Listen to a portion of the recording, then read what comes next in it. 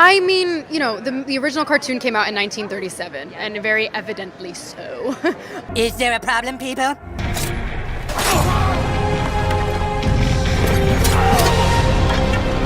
Put another gay diverse woman in it, make it more fucking lame! Or choose another path beyond what we see. And we must look for it together.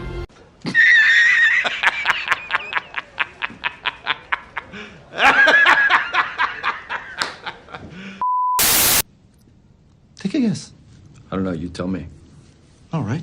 You think we just warehouse it on the books? No. We just repackage it with a bunch of other shit that didn't sell and put it into a CDO.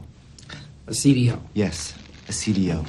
What is that? This is where we take a bunch of Bs, double Bs, and triple Bs that haven't sold, and we put them in a pile. And when the pile gets large enough, the whole thing is suddenly considered diversified. And then the whores at the rating agency give it a 92, 93% AAA rating. No questions asked. Yes. It's Hollywood, baby. There's a big focus on her love story with a guy who literally stalks her. Yeah. Weird. And if my mansplaining is triggering you, you can either fuck off to your safe space or you can engage and debate me and tell me what I'm getting wrong. Want to talk about what's haunting you, or should we wait for a third act flashback? Go yourself.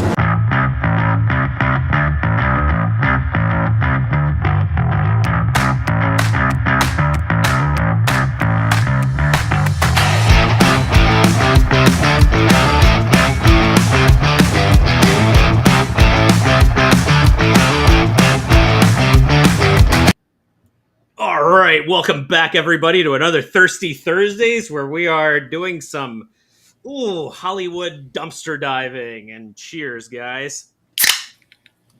I was waiting for you, Kyle. You have impeccable timing. I want to say one thing. My first sip goes out to Val Kilmer. Cheers to him. Yeah. Freaking great actor, man. Great actor. For whatever odd reason, as soon as I heard, I didn't think about Top Gun. I didn't think about Batman. I didn't think about any of his other roles. I grew up when I was a little kid, I used to watch Top Secret. Oh, yeah, that. And right, exactly. And I still remember like that makeout scene where he kept going like that, and like I was just like, I need to go back and watch that again. Like that movie was great. Yeah. But, I think I thought of Real Geniuses first. That was like the first thing I thought of, because I think that was the first movie I ever watched with him in it. So it's probably why my brain went to it. Yeah. Like I always remember the scene where he's cutting the dry ice into a quarter size so he could put it in the machines and stuff.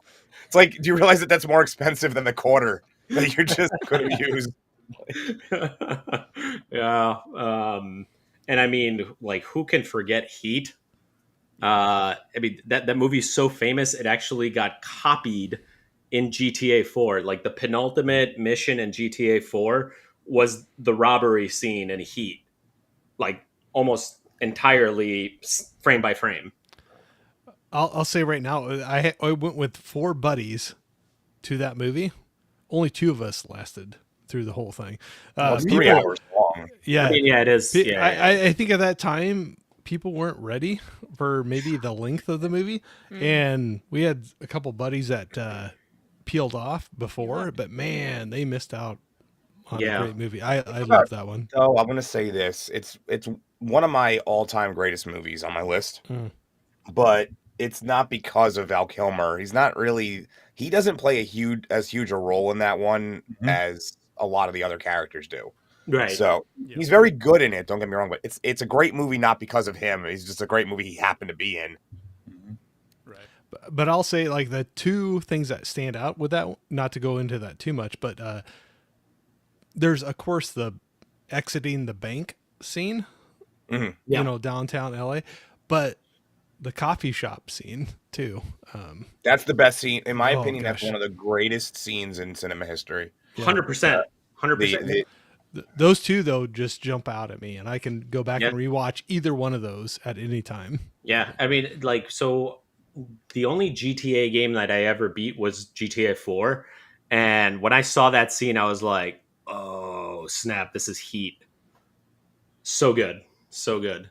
They actually used that whole sequence to train soldiers because it was so accurate to how you should use a weapon that they Oh, yeah. used it as a training like video for the scene, like from that scene. I believe it was for Marine Corps, like recon guys. I think that's what it was specifically used for. And like they actually did months and months of training on how to do active reloads and like hold the weapons. And so it was very accurate to what it would have looked like if that was really going on. Wow. I mean, his most iconic, obviously, role was in Top Gun, and I guess Top Gun Maverick by extension.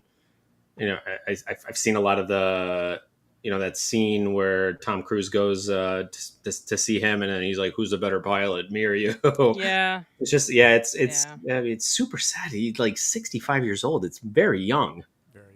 Was it? What was it that actually like? Because I don't They know. said I don't really pneumonia. follow. They said pneumonia, but like I don't know you if, don't like- really die from pneumonia, according to some doctors that I talked to about this.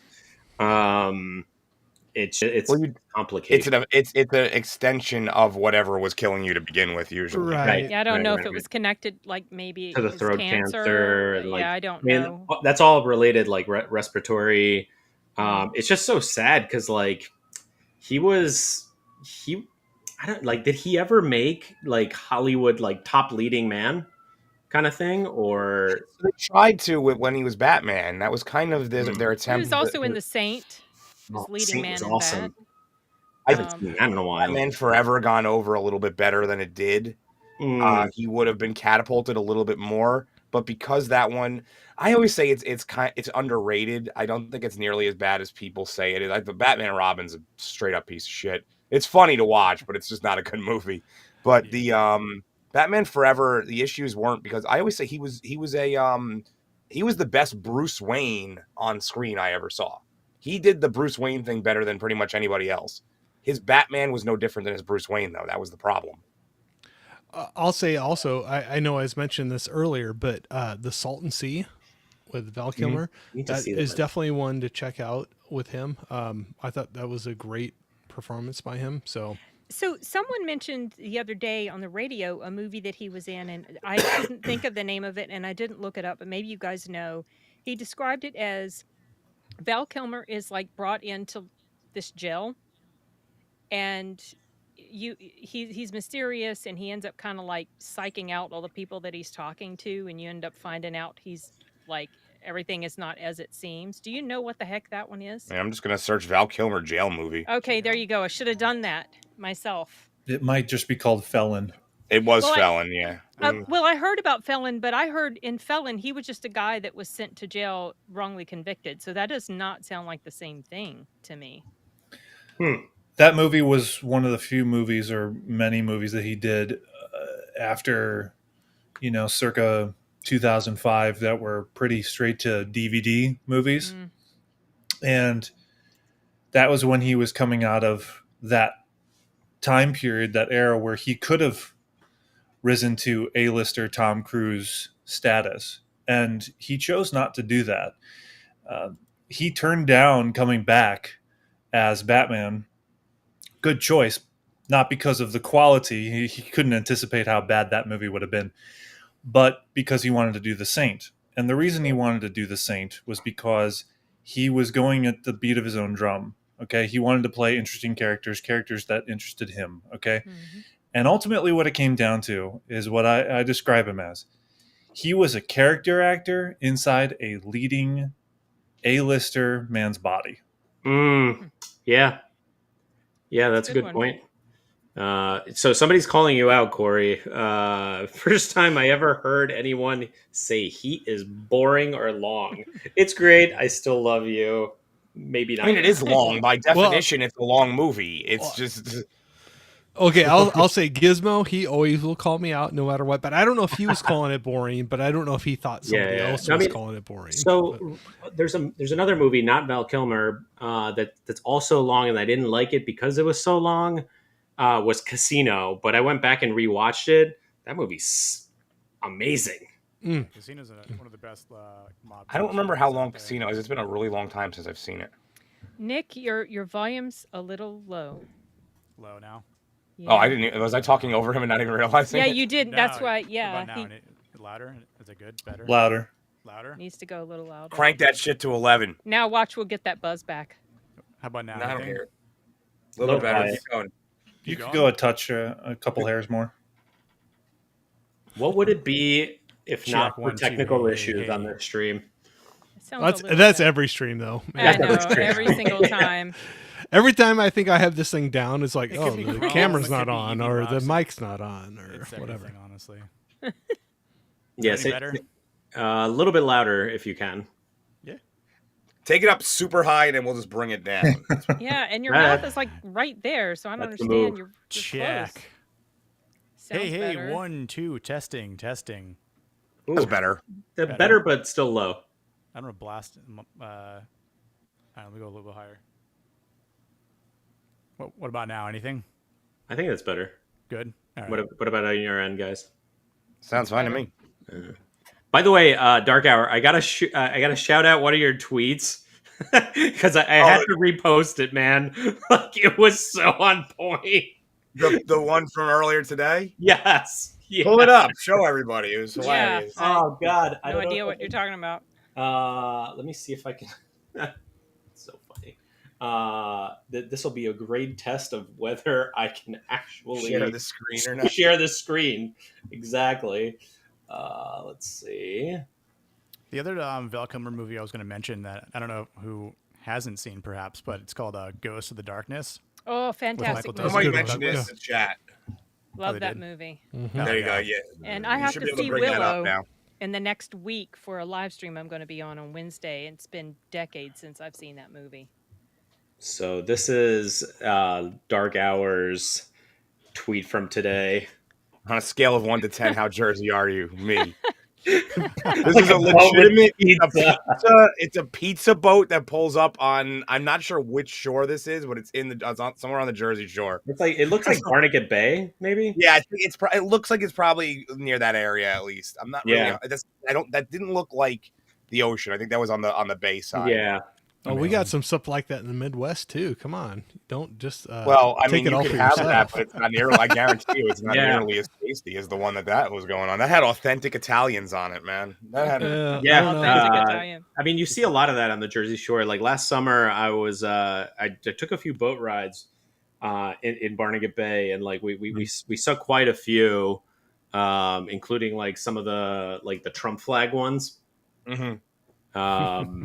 I guess Barnegat Bay. What the It's hell the whole, is around so there? the It's whole like bay side. It's like the Barnegat Island Bay. Beach There's, State Park there- is like to the south. Yeah, Island Beach State Park is there. You have like Lacey area. Yeah. That whole bay side of Maniloking. Yeah. Manilokin. Bay. Just gotta shout out the Bayview. Jersey. Pretty much Bayview everything are that Jersey borders boys. the Pine Barrens is what we're Right. talking about. Yeah. Yeah, I wanna you're naming shout a out lot to of stuff the- I don't know. So, To the chat, Daniel B said he hasn't seen Ghost in the Darkness. Daniel, Must watch it tonight. Watch it as soon as Watch. possible because Watch the movie it. is very an underrated adventure horror movie. Yeah. And then Yeah. watch the documentary about the real events of that movie. And then watch the behind the scenes about the making of the movie. Oh, we got deleted. Oh, hey, deleted. Yeah, I deleted. The link is open if you want to join.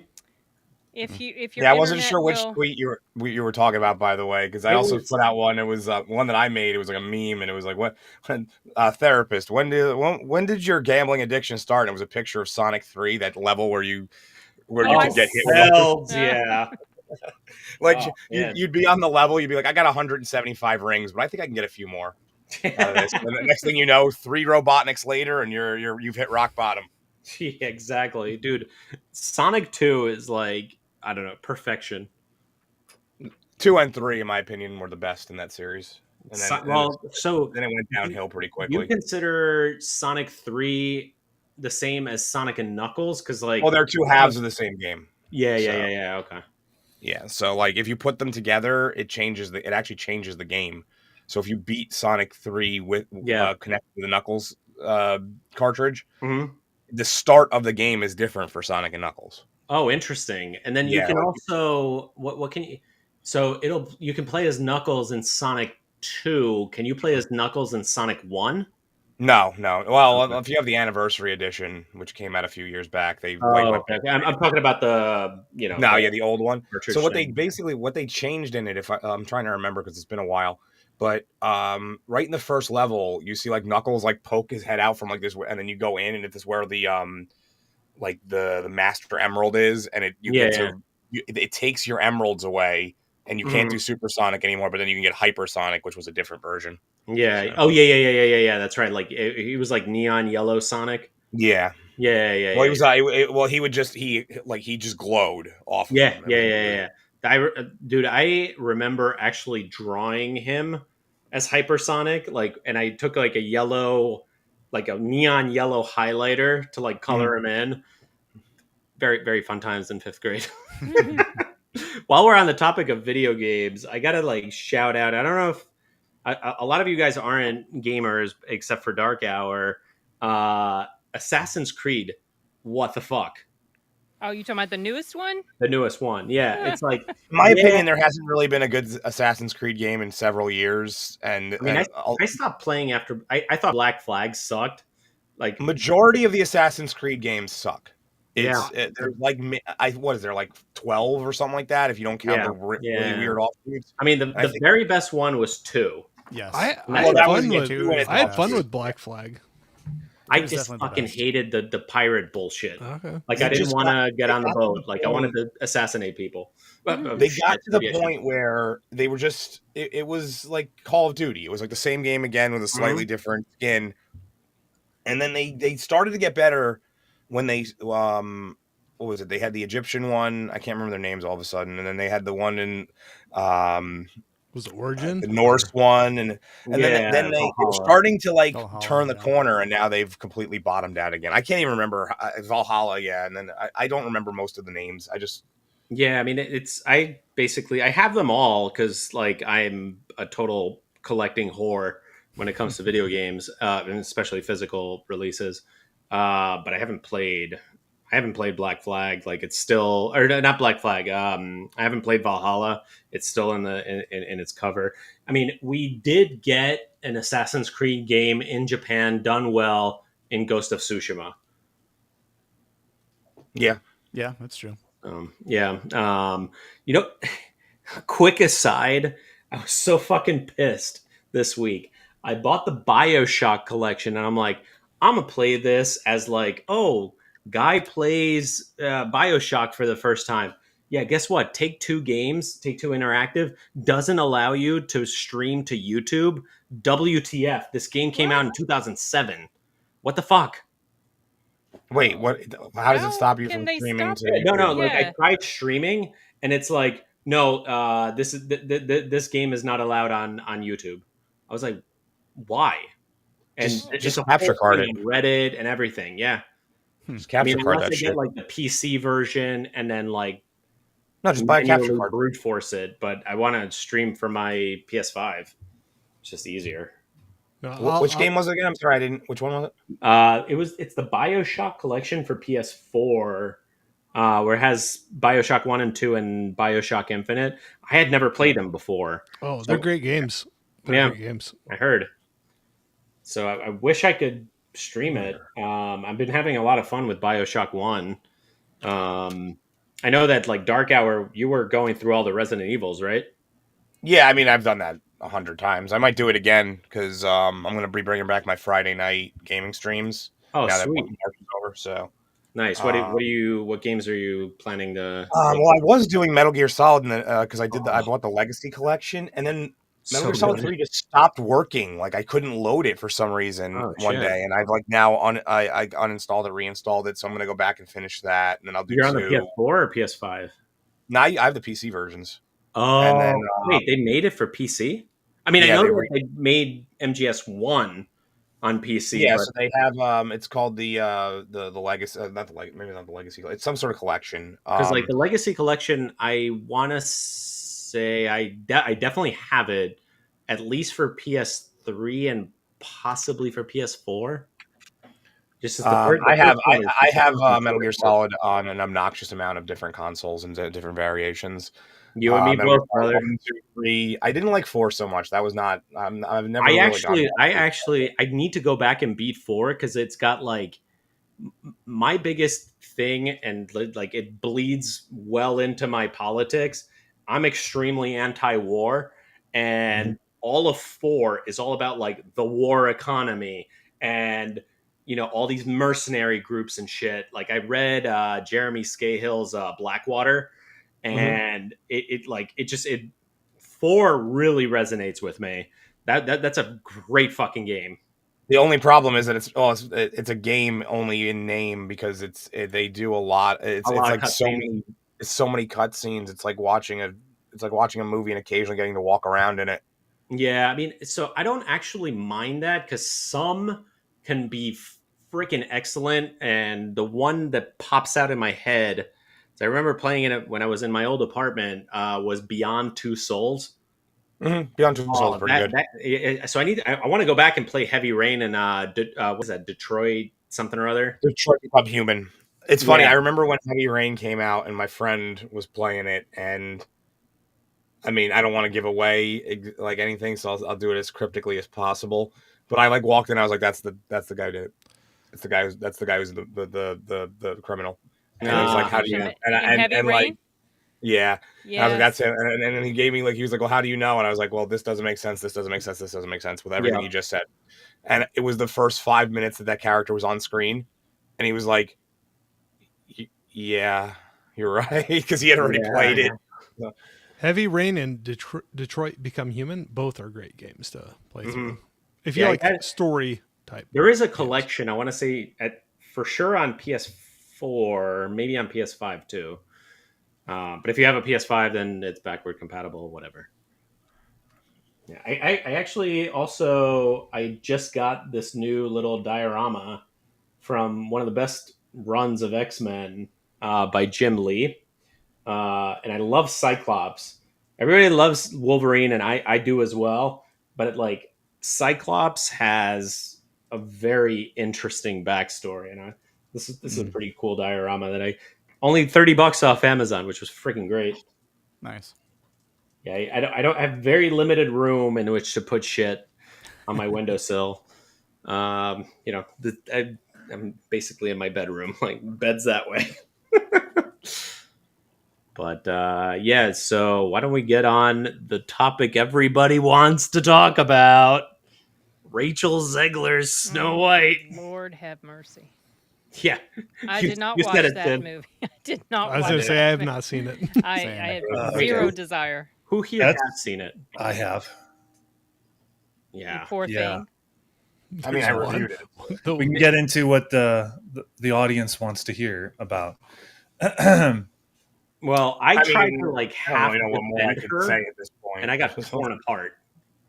You tried to what? I tried to half defend her because her performance, just performance, I didn't think was that bad. Like she could sing and she could act. I said something very similar. I didn't think that it was she's a competent enough actor. She definitely has more of a stage style of acting. Yeah, you could tell. She's a pretty good singer. I mean, it's hard to tell nowadays because they do a lot of digital tuning and stuff. Well, Gal Gadot. That whole movie has auto tuning, and it's obnoxious. Yeah. I mean, but from what I've been told, what I've seen, she's a pretty solid singer. Yeah, maybe, but you can't tell because of that damn auto tune. Yeah, but her issues aren't necessarily that. Her issues have always been that she doesn't know when to shut the fuck up, and she's an idiot.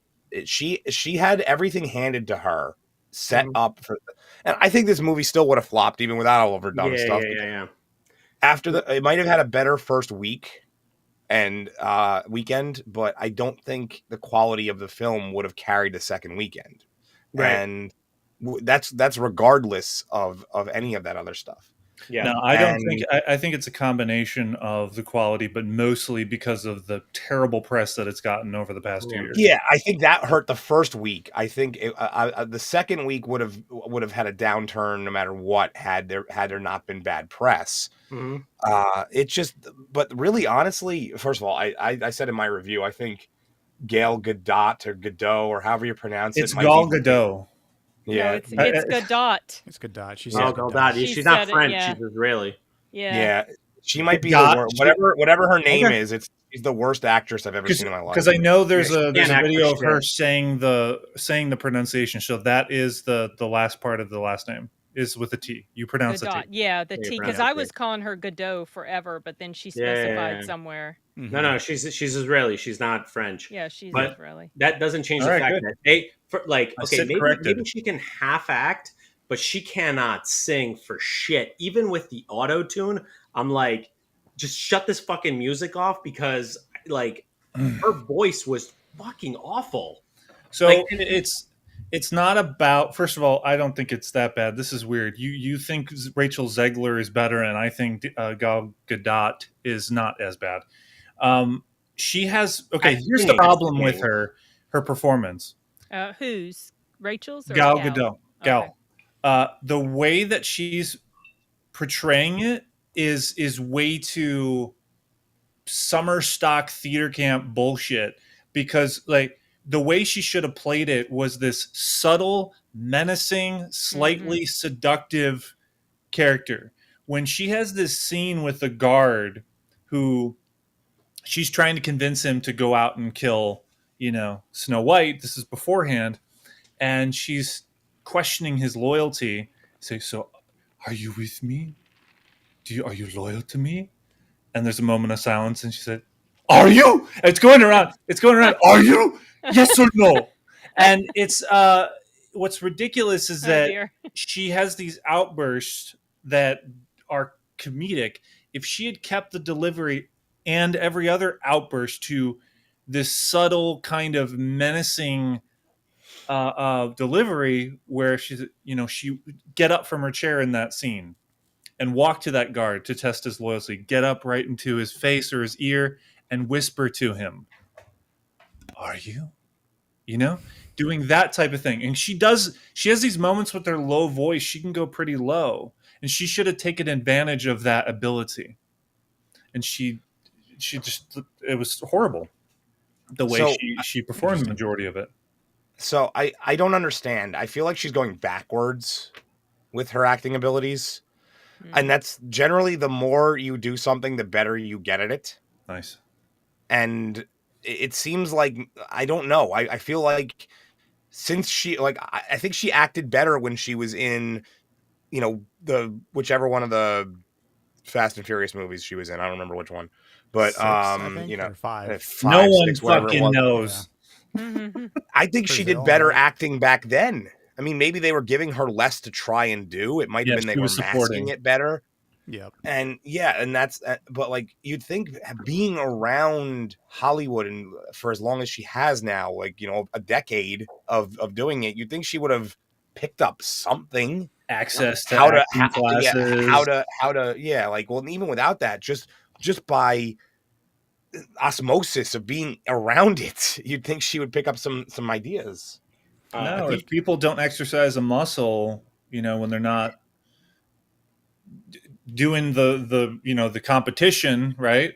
Then they're gonna fuck up. Arnold Schwarzenegger, he had to get that way outside of the competitions, and Gal Gadot ain't going to the gym. Well, I think Arnold started to so Arnold is a great comparison because it came from a different background, had a accent to overcome, a weird, but it was a struggle for him too, but he took voice lessons for it. He took lessons and he clearly took it very seriously. He maybe never got to a level like, this great actor, but he got better. You can't say that his acting didn't improve. I think hers is literally going backwards. I think she's a worse actress today than she was 7 years ago. That's fair. Yeah, I would definitely agree with that. Ian Morrison Hey, Ian. This is a Kyle fan. Oh, Ian's been here a bunch of times, man. Awesome. Welcome, Ian. McKenna Grace, Anna Taylor-Joy definitely would have been a fucking better Snow White for sure. Yeah. Even Deva If Castello they wanted to cast is. an alien face, sure. And then Catherine Zeta-Jones, No, yes, but like Catherine Zeta-Jones hasn't done shit in 20 plus years. Catherine Zeta-Jones would have been good if she didn't mess up her face and pay doctors and surgeons to do all that to it. So yeah, it's unfortunate because Catherine Zeta-Jones is one of my first crushes as a kid. Movie actress. Oh yeah, her in Entrapment. Amazing. And Zorro. Zorro, yeah. She was also in Phantom, I think. Oh, even better. The trifecta of 3 movies that just spurred on my sexual awakening. She was amazing. She's just utterly beautiful back then. And then, she could have aged just as well as I say it, Jennifer Connelly does. Although Jennifer Connelly can go a little... minimize those eyebrows. You're a little too thick there. Okay. Jennifer Connelly still looks the same age. It's crazy. Hold on a second. She's a little thinner in the face, but she thinner, looks yeah. fantastic still. Yeah, Irish is like so. She's Black Irish, so those people don't age super great, but she's still hot as fuck. Yeah, even as generally, 2022, people from Ireland have a tendency to not age too well because of the environment. It's windy and cold. Your skin, it's not like a genetic when thing. you're avoiding the sun, it's an you don't get environmental thing. It's yeah, exactly. Like so I can use that as an excuse. Iowa is cold and windy. That's my problem. Just get a good moisturizer and you should be fine. Moisturizer and shave the gray off. Yeah, I don't grow a beard. The grays are starting to come in, but if I grew a beard out, I think the grays would be a lot more pronounced. Yeah, it's the one thing when I do my like that, it's so patchy because of the gray. Like I don't mind it here, but it gets so patchy. I have to dye the beard if I want it to look even a semblance of something useful. It's the one thing I really use dye on. I decided a long time ago if I'm going to grow it out, it's just going to be what it is. I'm not dyeing it. Take it or leave it. I'm sorry, Corey. You cannot relate to the patchy beard issue, so you have no say. Well, this is somewhat patchy. I got a nice racing stripe down my chin right now. It's somewhat patchy. Nick's got a pretty tight looking goatee. Or he's got the whole beard. It's not a goatee because it's connected. Goatees are what they're just. Yeah, it's all there. It's just it's like salt and pepper kind of mixed in between here. I just say go with it, man, woman, whatever. Just that's your battle scars. Yeah. You've earned it. Go with it. You Look, got some gray, as long as it can turn whatever the hell color it wants, as long as it stays. Right. That's. Yeah. Thank God. Yeah, the right kind of women like the silver foxes. So exactly, they like the salt and pepper. It is the right kind of women, Kyle, for sure. Not Rachel Zegler though. Yeah, let's get back to that. So we talked about weird. Rachel is a disgrace to pop culture, to this movie. The movie is already bad on its own, so I blame the creatives, the writing and direction. Someone will have to remind me who the director is, because he's done some good movies, I think, in the past, and it was a huge surprise to see that he had directed it. You'll have to remind me who it was. I'm on it. Mark Webb. Oh yeah, okay, there you go. So he did 500 Days of Summer, and he did the Amazing Spider-Man film. Have their own issues with the villains and shit, but he cast those two. Well, he cast Andrew Garfield as Spider-Man, and that was he cast, I think, the best Peter Parker that they've gotten. I think I've said this before. I think Tom Holland is too zany and wide-eyed. Tobey Maguire was too. I don't love you. I'm not Spider-Man. He's too. He always acted like he had a fucking cold. And the thing about Tobey Maguire, he had the look of Peter Parker in Spider-Man down. Oh, he did wait. I understand Lone that. Star? I understand that, and I Listen, get that. like Tobey Maguire. But you know what? Like, I do agree with you. Andrew Garfield got the quippiness and the understanding of how to like. He was a little too cool as Peter Parker. He's skateboarder. He's dressing all trend. He's got a utility jacket on. That's too much. But the Mark Webb and what he did with casting Emma Stone and Andrew Garfield, their chemistry is fucking amazing. The scenes in Amazing Spider-Man 2 are worth it just alone to watch those scenes with them.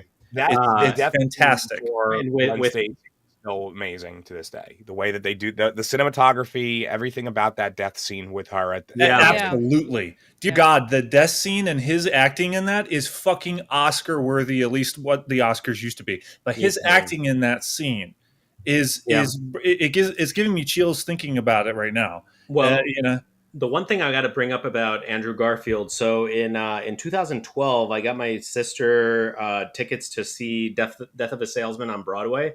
And then Willie Loman was being played by Philip Seymour Hoffman, and the son was being played by Andrew Garfield. Obviously, Philip Seymour Hoffman was fucking fantastic in the role. But what really shocked me was how good Andrew Garfield was in the role. I'm like, yo, that dude can act. I will see anything he's in.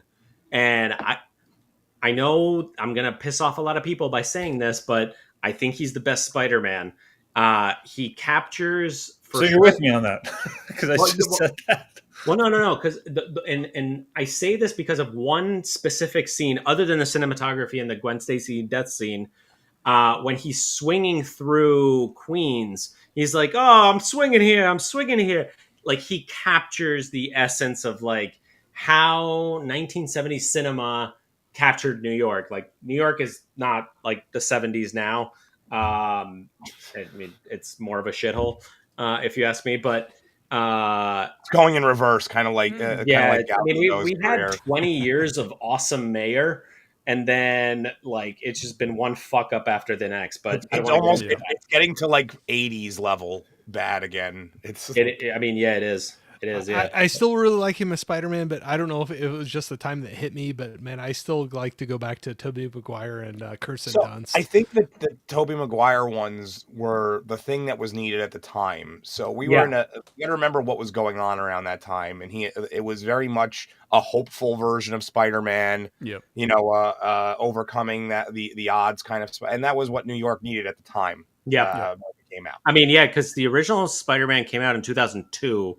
Yeah, pretty and much the only reason it came out in after 2002 was because they had to change things because of 9/11. Yeah, it was supposed to come out in 2001 with the helicopter getting stuck in between them. And you can still find that clip on. Oh, it's a YouTube. fantastic teaser.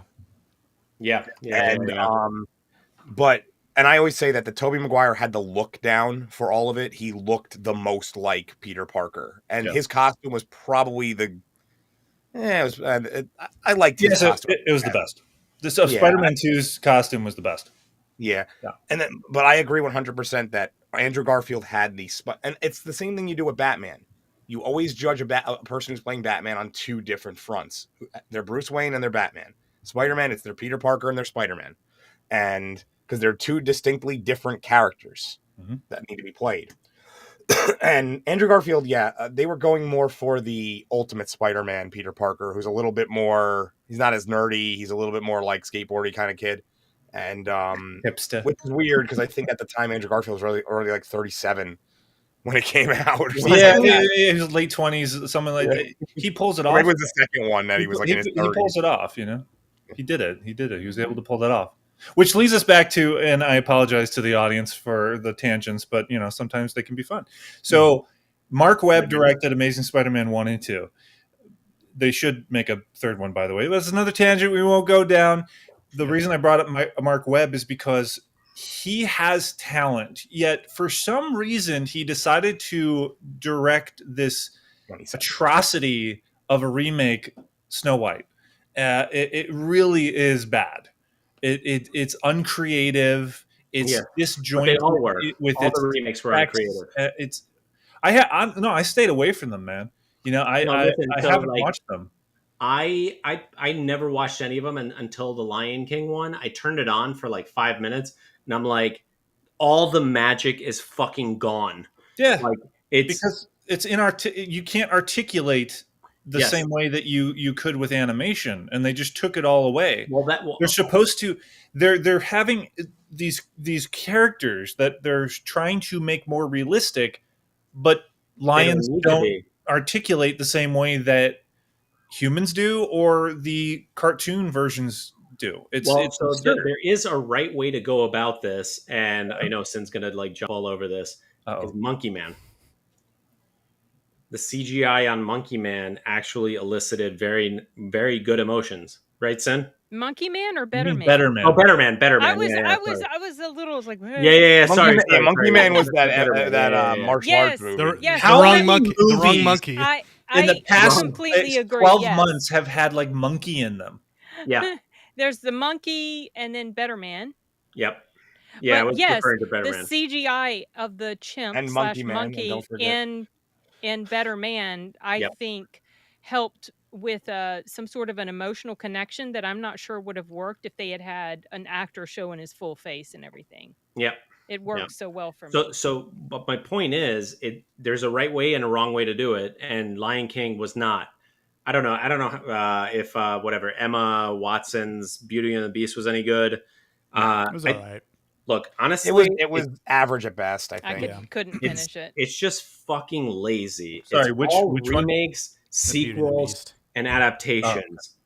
That's why I want to give credit, and the movie has its faults, no doubt about it. But Novocaine, completely fucking original, new character, new universe, new everything.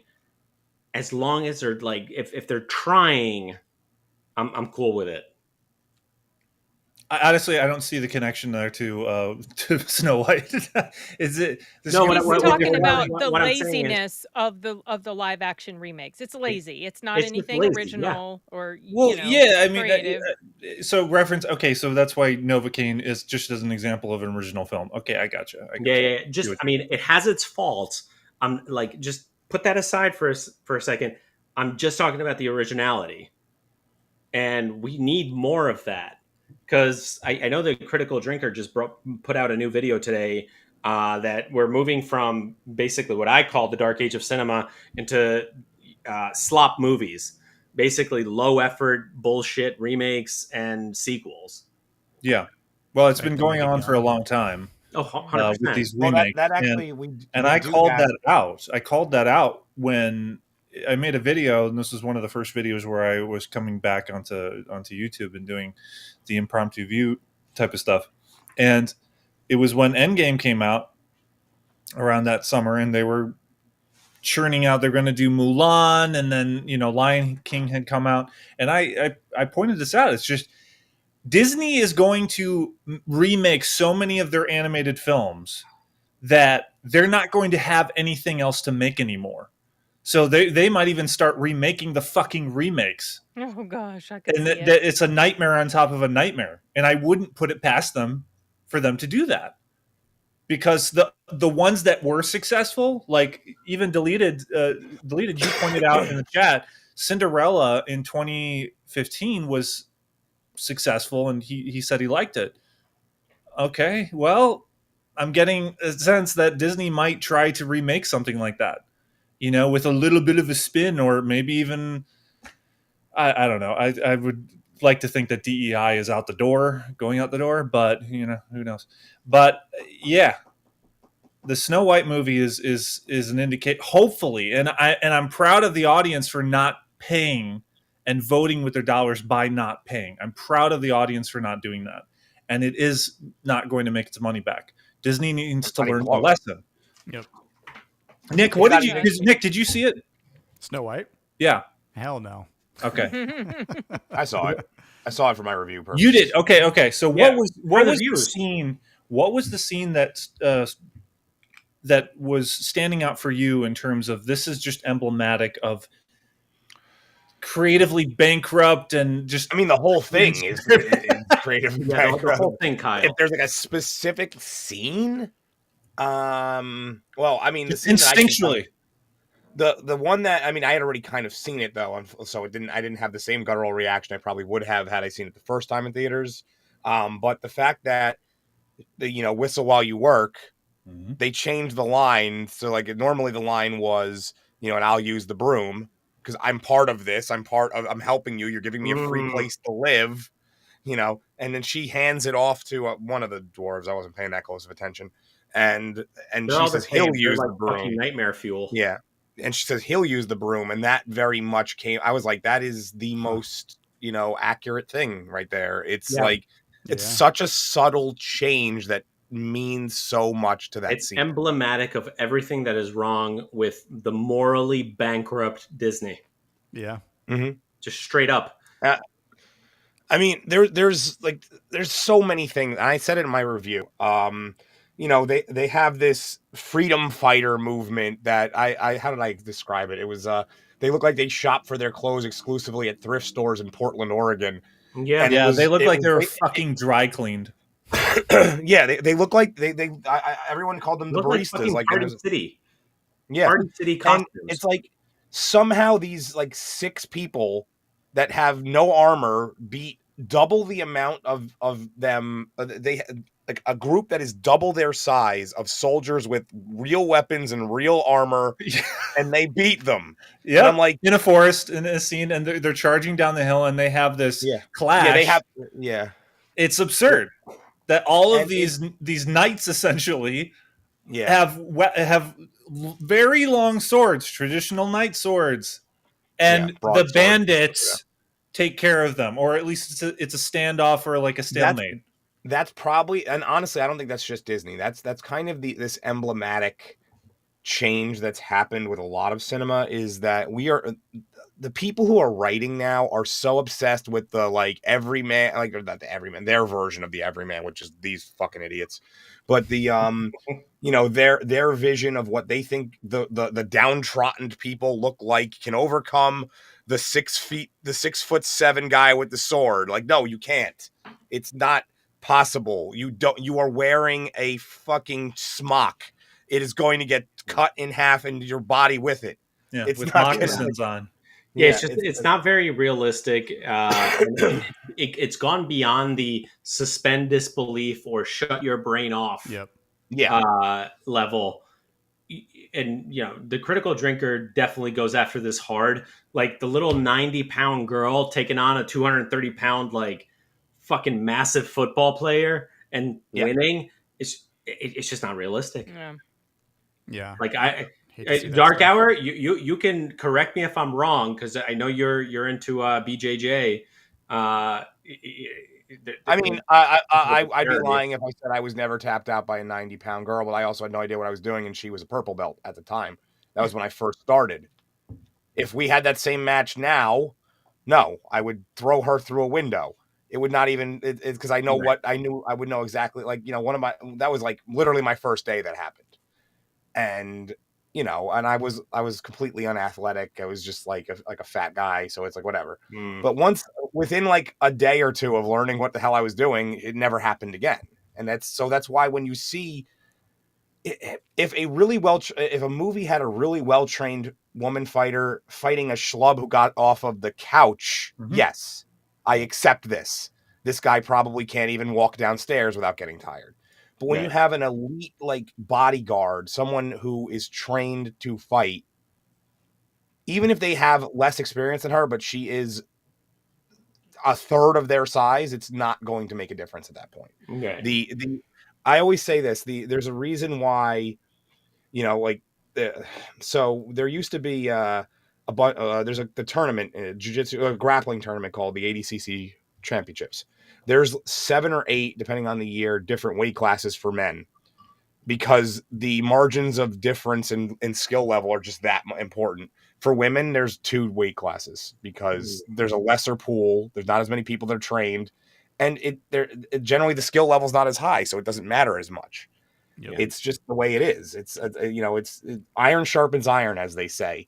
Good, like, and so it's just how it works. If a bunch of guys are fighting each other, they're going to get better. It's just going to happen. They're stronger, faster. It just happens. So actually, just I happened to be looking at the background to our live stream. I did put in Kyle's edit. By the way, thank you, Kyle. Is For this what I sent you, or you reworked it? yes, sir. No, it's what you sent me, bro. I just did a mock-up of it, and Yeah, hell yeah, no, good well, resolution, I suppose. I It worked used it. out. Very But nice. the bottom little movie scene, a movie poster right below you, Kyle, was The Fifth Element. Yeah, I see. So, Bruce Willis. so my question is, Lilu Dallas taking on those, I don't know whatever you want to call them, alien orcs. That's a 110-pound girl taking on 300-pound orcs. Why does that work while the modern shit doesn't? Well, she was. I will have trouble articulating this. She wasn't exactly human. Right. So She was basically a god. Yeah. and we're dealing into a futuristic sci-fi world, Okay. so there's a fantasy aspect to it. Okay. But mostly because she wasn't. It was pre-established that she wasn't just human, Right. and she's the supreme being. Yes. there you go. Yep. There you go. Thank you. Okay. She also wasn't like throwing them around and shit. Like it wasn't. She She wasn't like wasn't. picking them up like this and like throwing them. It wasn't Right. like that. Mila Yeah. Jovovich. She wasn't the short person in Captain 4. Yeah, taking out a team of soldiers. She's 5'9", and at 5'9", I want to say she probably weighs somewhere between even at her thin scale. She was. It's like especially 120, maybe during that 130. movie, though. Like 5'9" is a big girl. Yeah, she's fairly tall. She was a Russian model. Yeah. So like it makes sense. But the yeah, I mean, but like go no further. So I mean, just stay on the Mila Jovovich thing. The Resident Evil, the second Resident Evil movie, she has a fist fight with Nemesis, and it makes no fucking sense. I vaguely remember. I haven't seen that in a while, but yeah, I vaguely remember it. Yeah, Yeah. well, I'll never forget that. And you could tell it was 100% a like her husband doing it, because he even stole. It's Paul W.S. Anderson. He did Mortal Kombat before that. He even went and said in the scene, "Let's finish him." I'm like, that's the wrong game, you idiot. Like, and it's like amazing. Well, that's why the guy is known as a genius completely in the creative different, world. completely different feel. Which it can be done. It can be done. You just need to account for a lot of factors. One factor that we can go into a discussion with what Megan said in the chat about Ana de Armas in Ballerina. Now, I haven't even heard anything about this. We haven't seen Ballerina, to be fair. No. I'm not commenting on the movie, but just the idea that what is she going to do to take down these groups of guys? Because ultimately they're going to be majoritively men. Gunplay. The thing that gunplay is an aspect that they need to implement, and the ability for her to use the environment against those people. The problem with all this bullshit, and Dark Hour, you know what I'm talking about because you're elaborating on that stuff, is the idea that the weight and acumen alone of a woman can overpower a man. That's ridiculous. It has to be something with the environment, intelligence, or environment. Yeah, so it's like, for example, like what Jason Bourne did in some of those movies. He used tools and props around his environment to take people down, or objects. And what's that? You mean Jason Bourne or John Wick? Because the Ballerina. I am referencing Jason Bourne. Because you remember the scene with the magazine where he's smacking the guy, doing that type of thing, and it's unexpected. The other guy he's fighting is wielding a knife. John Wick is mostly based with gun kata and shooting people close range. So or a book from time to time, a book. Right. So there's some exceptions here and there, but he's majoritively known for that. So the point of what I'm trying to make is, hopefully what they do with Ana de Armas is that they make it so that she's using her environment against them, whether it be, in the trailer, she's using I think one guy's using a flamethrower and she's using a hose or some shit. She's doing something. Anyway, tools around her. she has to use her smarts more so than her physical acumen, because So- that's just not going to hold up ultimately. The absolute perfect scene of a small woman taking on a much larger male was the motel scene in True Romance, where Patricia Arquette was about to get assassinated by James Gandolfini. That's the And she first one that uses came to her my mind, too. environment and her wits about her to subdue him, but not without taking on a shitload of damage. Right. So I think that's the way. But some you of need hers to do was it. psychological too, where she Right. was laughing at him. You know? Yeah. I mean, she was playing it up a I little think bit. I think that is the quintessential way in which to do exactly that. A small woman taking on a much larger man. Like, she doesn't come out of this unscathed. So physics, here's the thing is, and it was Kyle kind of touched on this, and it's true. Physics matter. And if you just look at boxing, MMA, whatever, you'll notice that as you come down the weight classes, stone cold fucking knockouts where the guy goes and falls over don't happen as often. The lower you go, the weight, they become more technical knockouts of I wasn't able to answer to 10 punches kind of thing. I'm still standing, but I can't. And the reason for that is because there's less weight behind every strike. A person who weighs 280 pounds, one punch can put down pretty much anybody. A person who weighs 125 is going to have a lot more trouble putting down a person that's not only the same size as them, but especially bigger than them. The weight distribution of your strikes matters. Yes. And that's one of the things I mean, that's all jiu-jitsu, both Brazilian and Japanese, are about, is momentum. Leverage, I would say. Leverage. Yeah, fine. Yeah. Momentum is you can use for throws, but leverage. Sure. And that's the thing is, but even I can have the greatest leverage. I remember a match once where I was going up again. I weighed about 170 at the time. I think I was a middleweight, and I was in what's called an absolute division, which is all weight classes all together. They're just mixed together. And I was going up against this big dude. He was like 235, 240. Just a brick shit house. And I was like, I'm never going to submit this guy. I could pull on his arm for a day and a half and it's not going to budge. So I didn't bother. I just did crazy shit around him for 7 straight minutes. And I won the match. I didn't submit him, but it was, can't convince him.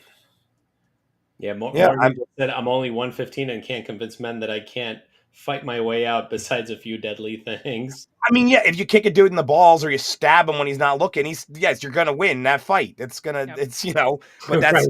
if you square up and try to box him, it's not going to go correct. It's not going to happen. Yeah. Dear God. The comment, Megan. Yeah, Megan. That's true. I do. Rachel Zegler's 5'2". Yeah, that sucks. I mean, because Gal Gadot, I want to say, is like 5'10" or 5'11". And she's pretty tall. Towers over her. I remember her standing next to I remember her standing next to Vin Diesel, and she wasn't that much shorter than him in those movies. Yeah, maybe like this is the unfortunate thing. Gadot is one of the leading actresses we have today, and the unfortunate thing is she's not a good actress. Yeah, her stature and her looks are there. She doesn't have the rest. Yeah. Yet these other actresses, like the aforementioned that she just mentioned, Megan did, these are our leading ladies now. A stuck-up, arrogant bitch who can't shut her mouth when she needs to, and who is near the legal size of a short person. And then Jenna Ortega, who I think is overrated, who's also close to being a dwarf herself. This is insane. I mean, but what is going on here? Yeah. What happened to the Jennifer Connellys, the Catherine Zeta-Jones, the Julia Roberts? Well, it's the Halle Berry. You want to work into some DEI right there? Where's Zendaya? Kyle. She's short too, isn't she? What it is, and she's thankfully over. She was tall. It's dying very quickly. Is the body positivity movement? What I'm saying, where we can go back to shame. Oh no! Wow, Zendaya is actually tall. Wow. Yeah. She's actually taller than. She's just really thin. Than Spider-Man. She's taller than Tom Holland. Yeah, but Tom Holland's like 5'2", isn't he? No, he's like 5'7". He's almost close to a real spider. He's taller than me. He's like 5'7", 5'8", but he's a shrimp. He looks tiny compared to her. Yeah. Yes. I mean, because she's 5'9". Yeah. Yeah, 5'9", 5'10". I'm shocked because I guess she they doesn't always come have her- off as a tall person. So I she said always corrected is again. sitting down or crouching down in everything that you ever see her in. Must be. And he might be wearing lifts or be on a pedestal or something in all the scenes, because that's how they used to take care of this shit back in the day in Hollywood. It's like, oh, this guy's stupid short, Audrey Hepburn or whoever. It's like 5'10", and they put the guy on stilts essentially. Not stilts, or have but him like a standing platform. uphill or something. And like Yeah. Tom Cruise was the one who really made that popular. Like he Well, was yeah, always because on. Tom Cruise is only 5'7" or 5'8". Yeah, Like, but I thankfully think he's 5'6", embraced that actually. now. In Rogue Yeah. Nation, he has a fight with a very tall man, and they make it an aspect of the fight itself. They embrace that. Well, what's It's really a great funny fight in the opera scene. What's in the really rafters. funny is when this must have been like 2011, 2012. I used to go out for walks during lunch at work, and I walked my ass up to the Upper East Side. And on my way back, I actually saw Katie Holmes walking with Surrey and what I can assume is like the nanny or something. And Katie Holmes is a big girl. Yeah, She's tall. like, Yeah. not only She's is she 5'11", I tall, think, right? 5'10". yeah, she's very tall, but she's also like normal sized human female. Like she gets very heavily photoshopped to appear like rail thin. She's not. That girl has a booty. Okay. I've seen her in real life. 60-second and Can you How make long that into ago a short, was please? this? Can I you will, please make I that will. new short and then just I will. like cut right after I laugh and just like just cut it right there, because that was just a punctuation. That was a great punctuation. Kyle, that you just said. I will do it just for you, strictly because I love my lazy short recuts that I've been doing. You could do so. What I just said. Start the short right there when I said, oh my gosh, can you make that a short, and like do a flashback or in black and white, and then Exactly, yeah. previously on, and then it gets to the moment that you say. Oh, I will. Have fun with the edit on that. That'll be cute. I like Believe me, folks. Believe me. I will Nice. do it. Yeah, but on Dawson's Creek, Katie Holmes she didn't look tall. No, she was fucking What's her tall, man. face? The blonde. I keep forgetting. Michelle.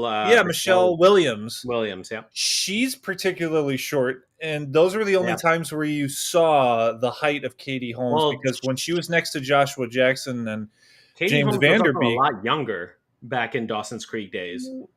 She was I'm born in checking out 1978, so I suppose you're right. She may have grown a few inches. She was a teenager, I probably think, like right? 19 or 18 or 19 when Yeah. the show debuted. Yeah. I want to say it came out in 97 or 98. I was in high school. 98. 98, yeah. I remember James Vanderbeek has a giant head. That's all I remember about that. Like, He's got a forehead like a drive-in movie theater, but he's a good shit, so we don't give him a hard he time. should play Peyton Manning in a fucking movie. Like you really should. Like just look. I'm telling you, look at pictures of them next to each other. Tell me he shouldn't play Peyton Manning in a movie. Yeah, well, deleted scenes. I will not comment. I will be a good boy. I will not be thrown out of chat.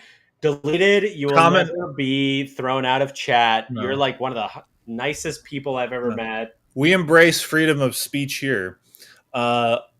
So what was deleted commenting on? Is the leading lady stuff discussion? Yeah, probably. Hold on, I can't get Is that Peyton Manning? Yeah, It is well, Peyton look, Manning. James Vanderbeek. Yeah, you got it. Yeah, Tell me they Hold on. I can tell by the forehead. I see their it. foreheads are related. Hold on. Oh, he just went forward. Oh, you're big now. Bring it back up. Hold on. Show Hold on. the audience. Special guest. Yeah, He does have a little blurry, but like, drive-in movie theater. No, the out of focus nature works because it's not about their exact features; it's about the forehead. That's forehead I'm That's why talking about. the out of focus works. See, I'm practicing on how to use EVMux to live stream. Spotlighting Dark Hour. there you go. Yeah, it was because apparently somebody said that, and so Jimmy Fallon. Great, I just quoted Jimmy Fallon. Great. No, dear. fuck that guy. By accident, guys. I'm sorry. I was at a concert last week, and he like randomly showed up, and I'm like, I would have left. Yeah, I would have, but I was with someone and I was high as f. So New York is You're one of the making Sin legal states uncomfortable. now. Oh, it's okay. I hear it with my colleagues. Yeah, so they started selling edibles that are like soda cocktails, and those just like absolutely just destroy me. Like all I need is one $5 can, and I'm like set for the night. Do you only do edibles? No, no. Sometimes I smoke just because like I want to be an asshole and like smoke walking down the street. Oh. The only problem I have, dude, is the smell. I think it's horrendous. Yeah, I mean, it's. I don't care what you smoke or anyone else. It's the smell. Why can't they genetically They have genetically modified our fucking food and everything else on God's earth. They can't modify the smell in Mary Jane. Yeah, It I mean, stinks so bad when I go to Vegas. It's terrible. But I hate it. I'm just a dick, and I'll like spark up a doobie like walking down the avenue. But it's really not my favorite thing. I'm gonna go on a little bit of a tangent on the benefits of psilocybin. Everybody should try that. The way to try it, and we're all visual people. We're all movie buffs. You want to take the chocolates, which are a lot milder. Go to a museum and just make a fucking beeline to the Impressionists, Renoir, Monet. You're going to speak to the elder gods, and then graduate to the tea, where you grind up the actual mushrooms with some. For sure, you have to put in ginger and eat the ginger just to settle your stomach. Some honey and some lemon. This is a lot of work for this. Yeah, it's too much. Oh, no. Morgan in the chat has a couple of words to say about that, man. Yeah. I don't know if I would Oh my, no, not all of us should. You know, if you're dealing with depression, psilocybin's fucking phenomenal. 1 or 2 hits a year and you're good. Okay, well, I have doubts for myself because the last few times, or the last time I did smoke Mary Jane, it basically put me in the sunken place. Oh yeah, it totally does. Do that. Yeah. No, it was horrible. It was like I was in the purgatory. Yeah, it was horrible. It's hit or miss. It's hit or miss, but shrooms, man. So like the best way I can describe shrooms is I was not informed. I needed to understand how drugs work on this stream. Whatever. Everything flies on off the cover. But if you take the chocolates and go to the Met, all the paintings, it's like a fucking Harry Potter movie, because you know how Harry Potter and like newspapers, all the photos moved? That's what happens when you go to the museum on shrooms. It's if you're a visual person, which honestly, that just makes me feel like I'm just gonna get dizzy, and I don't know. Yeah, No. Sick to your stomach. It's pretty fucking awesome. Yeah. Okay, I'll pass. Yeah. Anyway, I think I'm good with this. I'm a bourbon man, and I'll stick with that for the rest of my life. I'm actually having it in my Mammoth. Nice. Yeah. The mountain, the one that minimizes the amount of bourbon that you get into your glass. I know it does, but it's pretty fucking awesome because it's my favorite. Yeah, it aesthetically looks cool. Yeah. And I'm working with right out of the bottle. I just grabbed the. What do you guys like to drink, or what are you guys currently drinking? Yeah, what's everybody drinking? I won't say. I always say that I won't say the label on stream because they're not paying me. So I'll tell you off stream because it's a hidden gem, and I recommend it. Okay, but only to. I'll say what I drink. I only drink Espolon tequila. That's like my go-to. How much are they paying you? That's a good tequila. They're not paying me shit. I just like their stuff. That's a good one. Yeah. Woo. Oh, hell yeah! Plug them for free. Wow, Dark Hour. Chug. Yeah, this is Woodford Reserve. My first drink was actually the leftover coffee from this morning, the rest of my Kahlua, and Japanese whiskey. So like, have you had some water today? I probably should because no joke. You like when you're sipping, have some water in between. That's why hydrate. Some people think that I'm drinking a beer with this is carbonated water. Nice. So it's good to hydrate in between sips Well, and drinks. So. it helps you not get a hangover because most hangover symptoms are the dehydration. So. Yeah, I mean, well, I'm gonna pay for it tomorrow because right after work, and I want to shout out. This is a fucking great bar. Everybody should check out. There's this Irish pub called the Sefton. The pub. Yeah, like it's I don't know. It's apparently named after like an Irish horse or something. Best Guinness pour I've had in the city. And shout out to Dara, the bartender, Dara, Connor, and Mick. Fucking phenomenal bartenders. Like they see me and they're like, "Here's your Guinness, bro." They Great. know you. Shout them out. They Cheers. know you. They know your drink. So we got off on a tangent, didn't we? How about Another that Working tangent. Man? Yeah? Who's seen Working Man? I did not yet. It's on my list though. I don't think any of us have. So Paul, you're the only one. Am I the only one? Oh man. All right. I'm on the spot. All right. Here. Go. Okay, so Working Man. I hated Beekeeper, so I don't know about this one. Then Sin, don't waste your Okay. time with Working Man. Okay. I did like Beekeeper. So Jason Statham has made his career off of one specific type of subgenre that he you know what you're getting when you're seeing a Jason Statham movie. Working Man is no different. However, the writing is not as tight as Beekeeper. Mm-hmm. Beekeeper, I thought the writing was fairly good. I was like the only person in the world who reviewed Beekeeper. It was hilarious. Like no one watched the review. It was.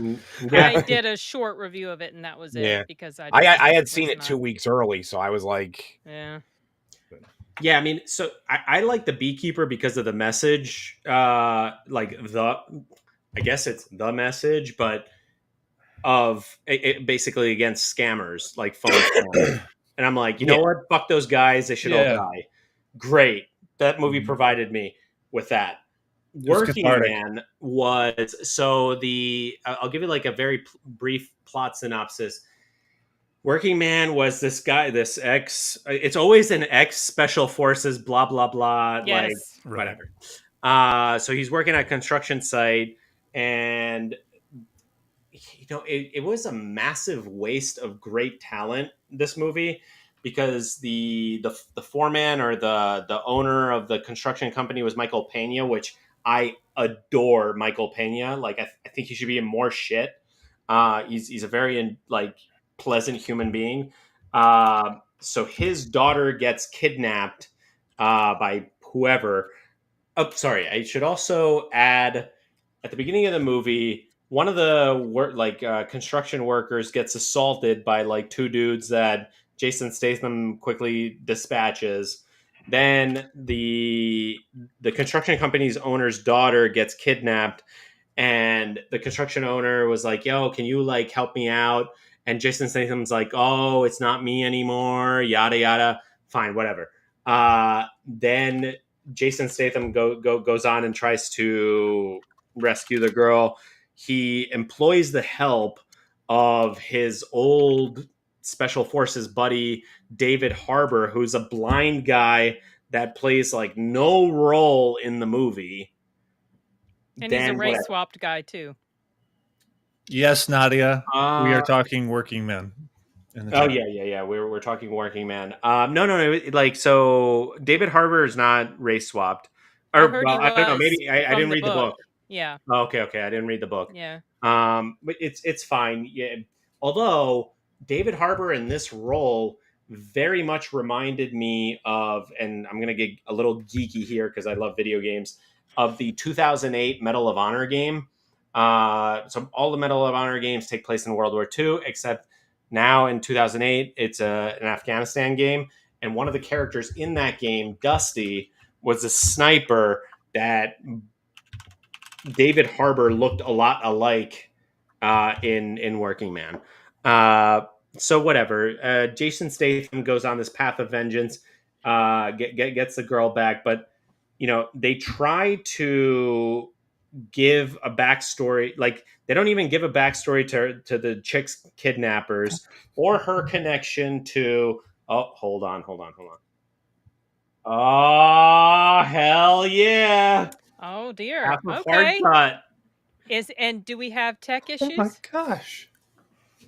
I'm Wait, waiting to hear him talk. What's up, guys? Oh, For a second, I didn't think this was. I thought it was on psilocybin. Little, I don't know if Matt, you've been listening, but yeah, that was wow. That was out of the blue. That's fantastic. Yeah, what's up, Matt? Glad you're here, man. Good to see you guys. Can you guys hear me? Yeah, Yes. You're coming in All there right, we're good to beautifully. go then. sound good. Yeah, we actually just started our discussion of Working Man, and nobody besides me has seen it. Have you seen it, Matt?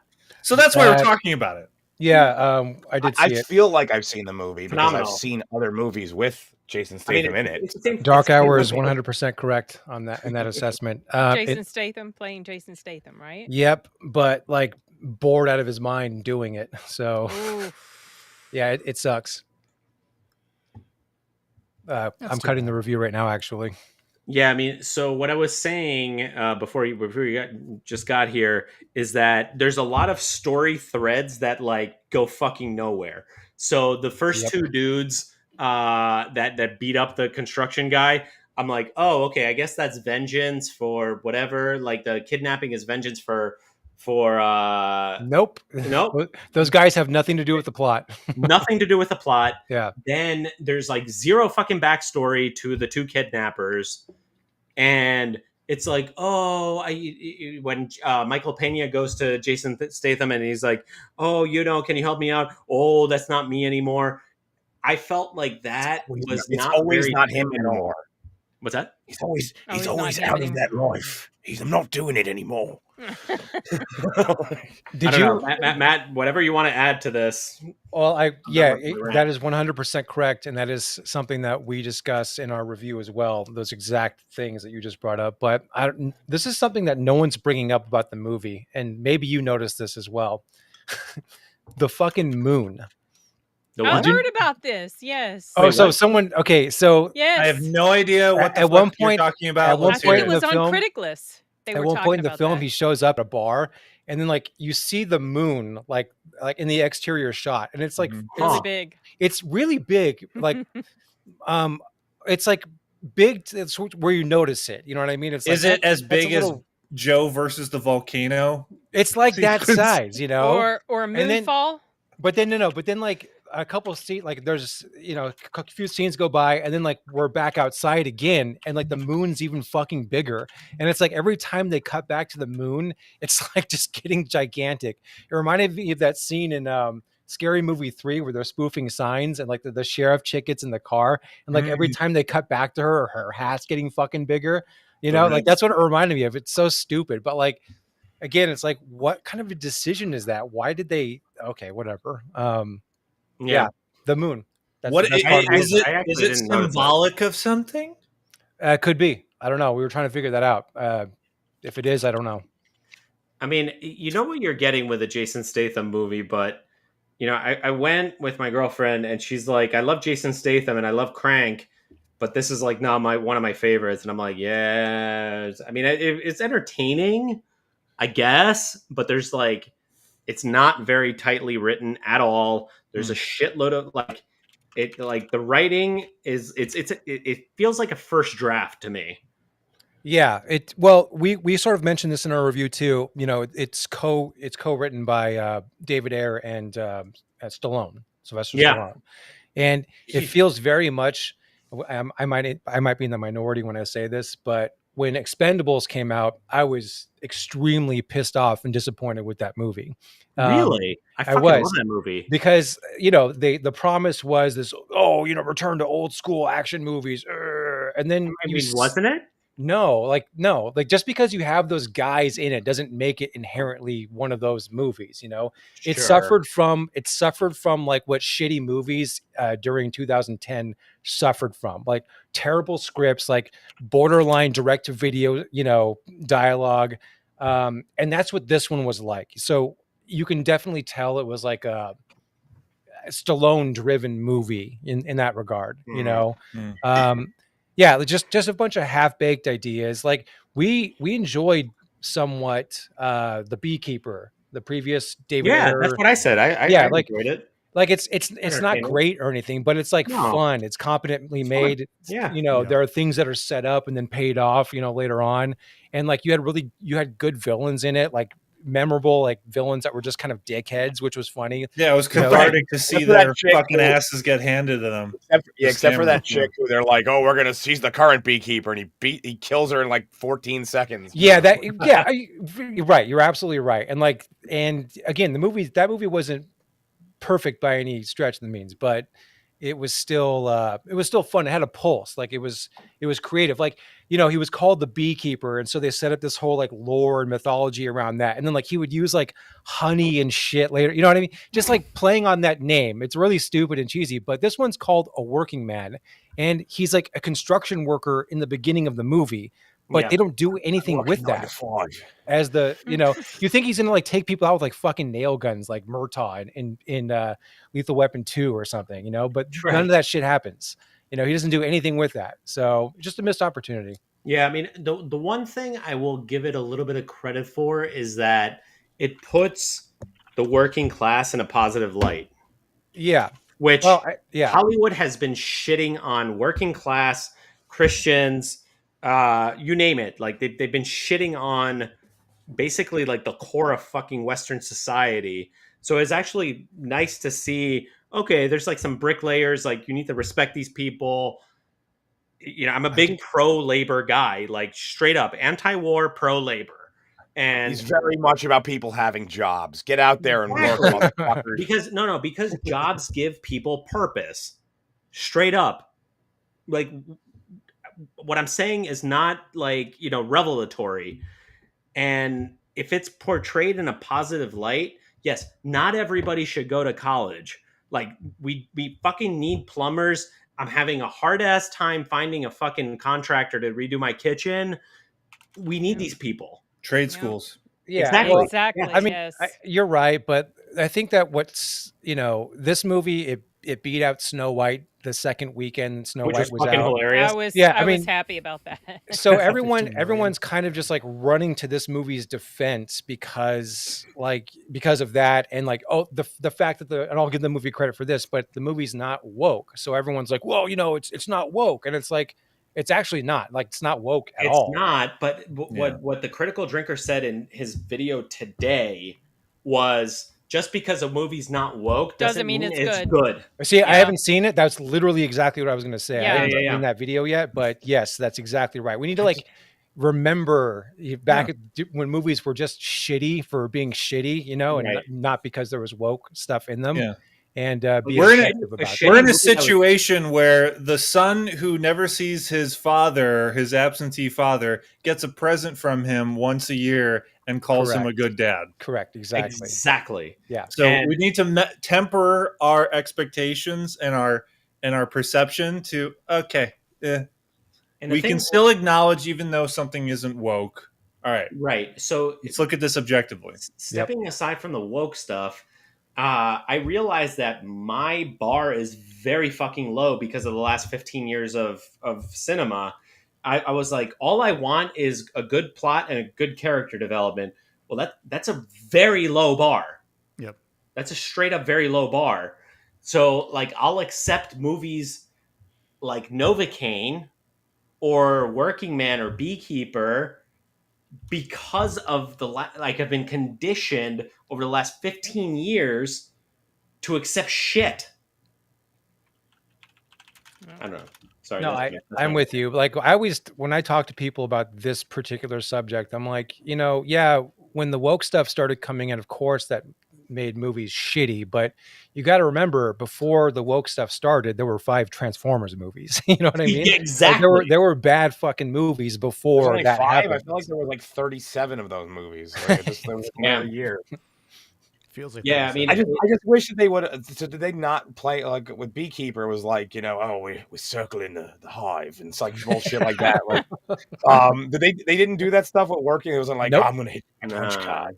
That's what I mean. They didn't do that, which I would have taken. Like that would have been lame as hell. But he's like a real working class guy. It's all just like regular Joe fucking jokes. Like, yeah, I get constipated sometimes. it goes back to Yeah. They should make the plumber next.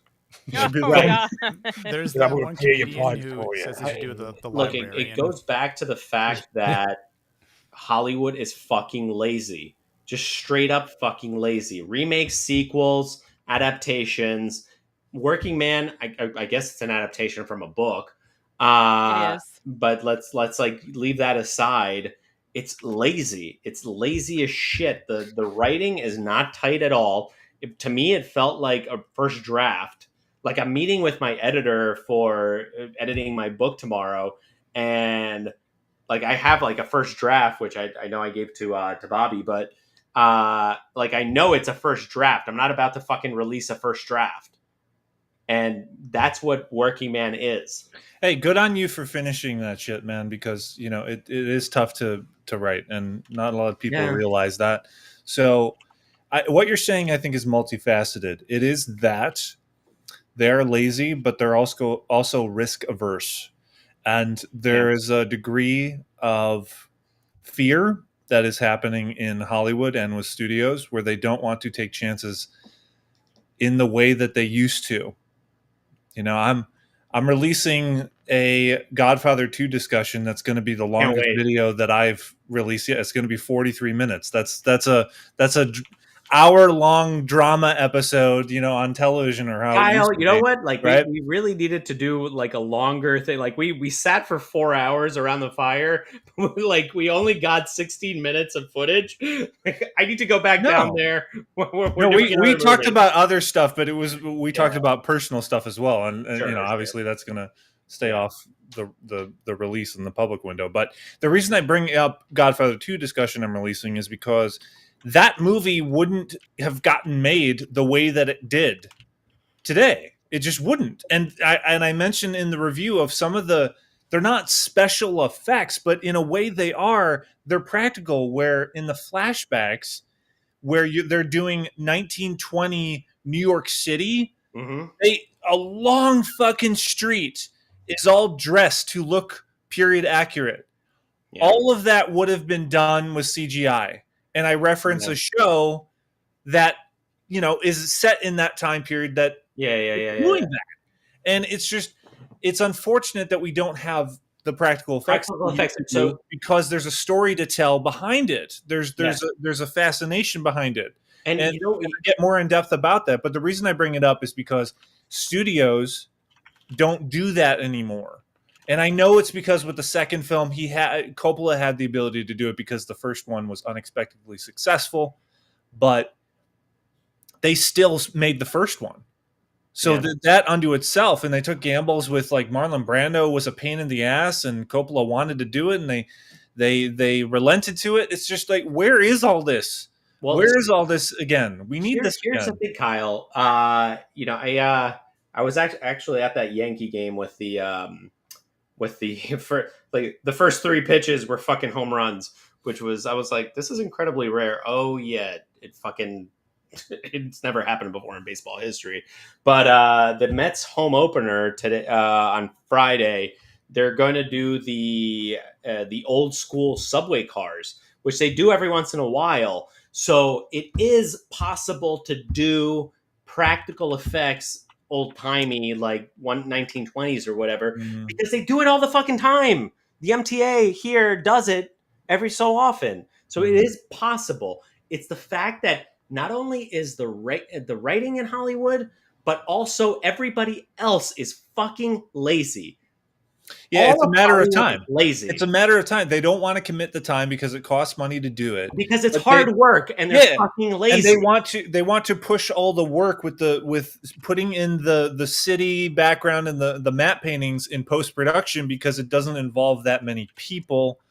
And they can control that environment. It's about control. It's about time. There are aspects that's multifaceted, like I said. It is, but they're doing it.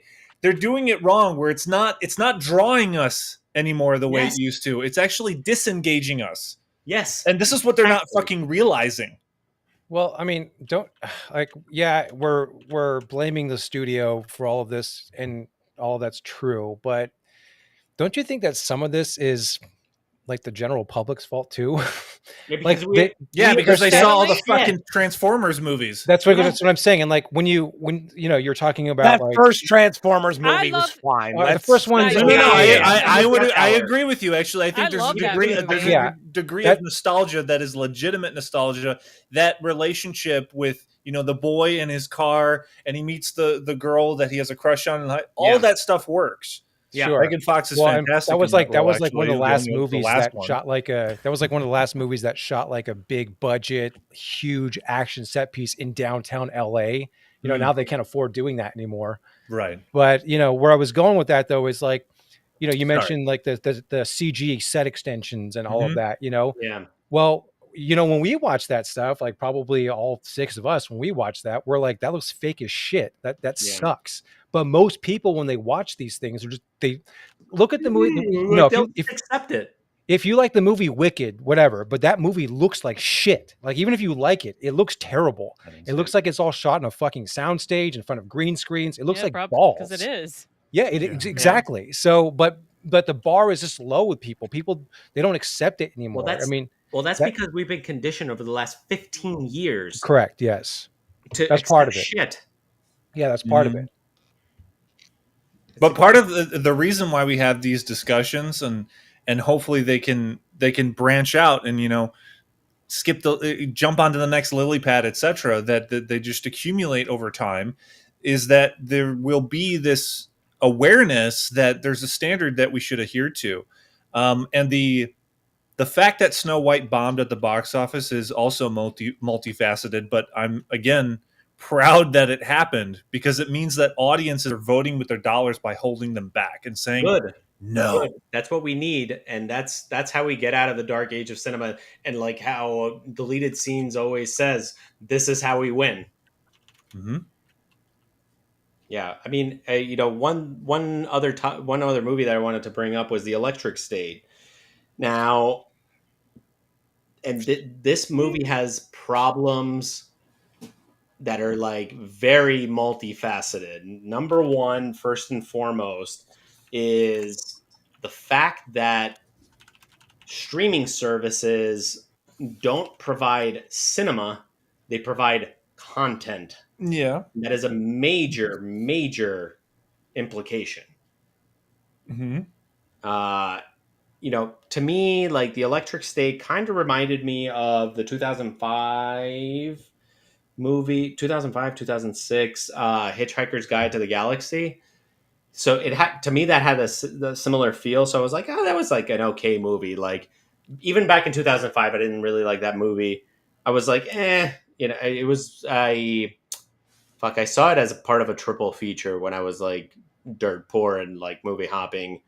The other movie was Robots and some other fucking indie movie. But 2005. 2005, yeah, I don't know. Robots. iRobot? Guide to the Galaxy. No. It was an animated movie, and Ewan McGregor was a main voice in it. Was that DreamWorks or was that like Fox Animation or something? I think Dream. Yeah, I don't remember.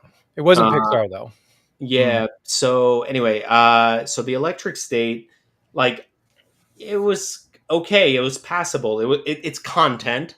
It's not cinema.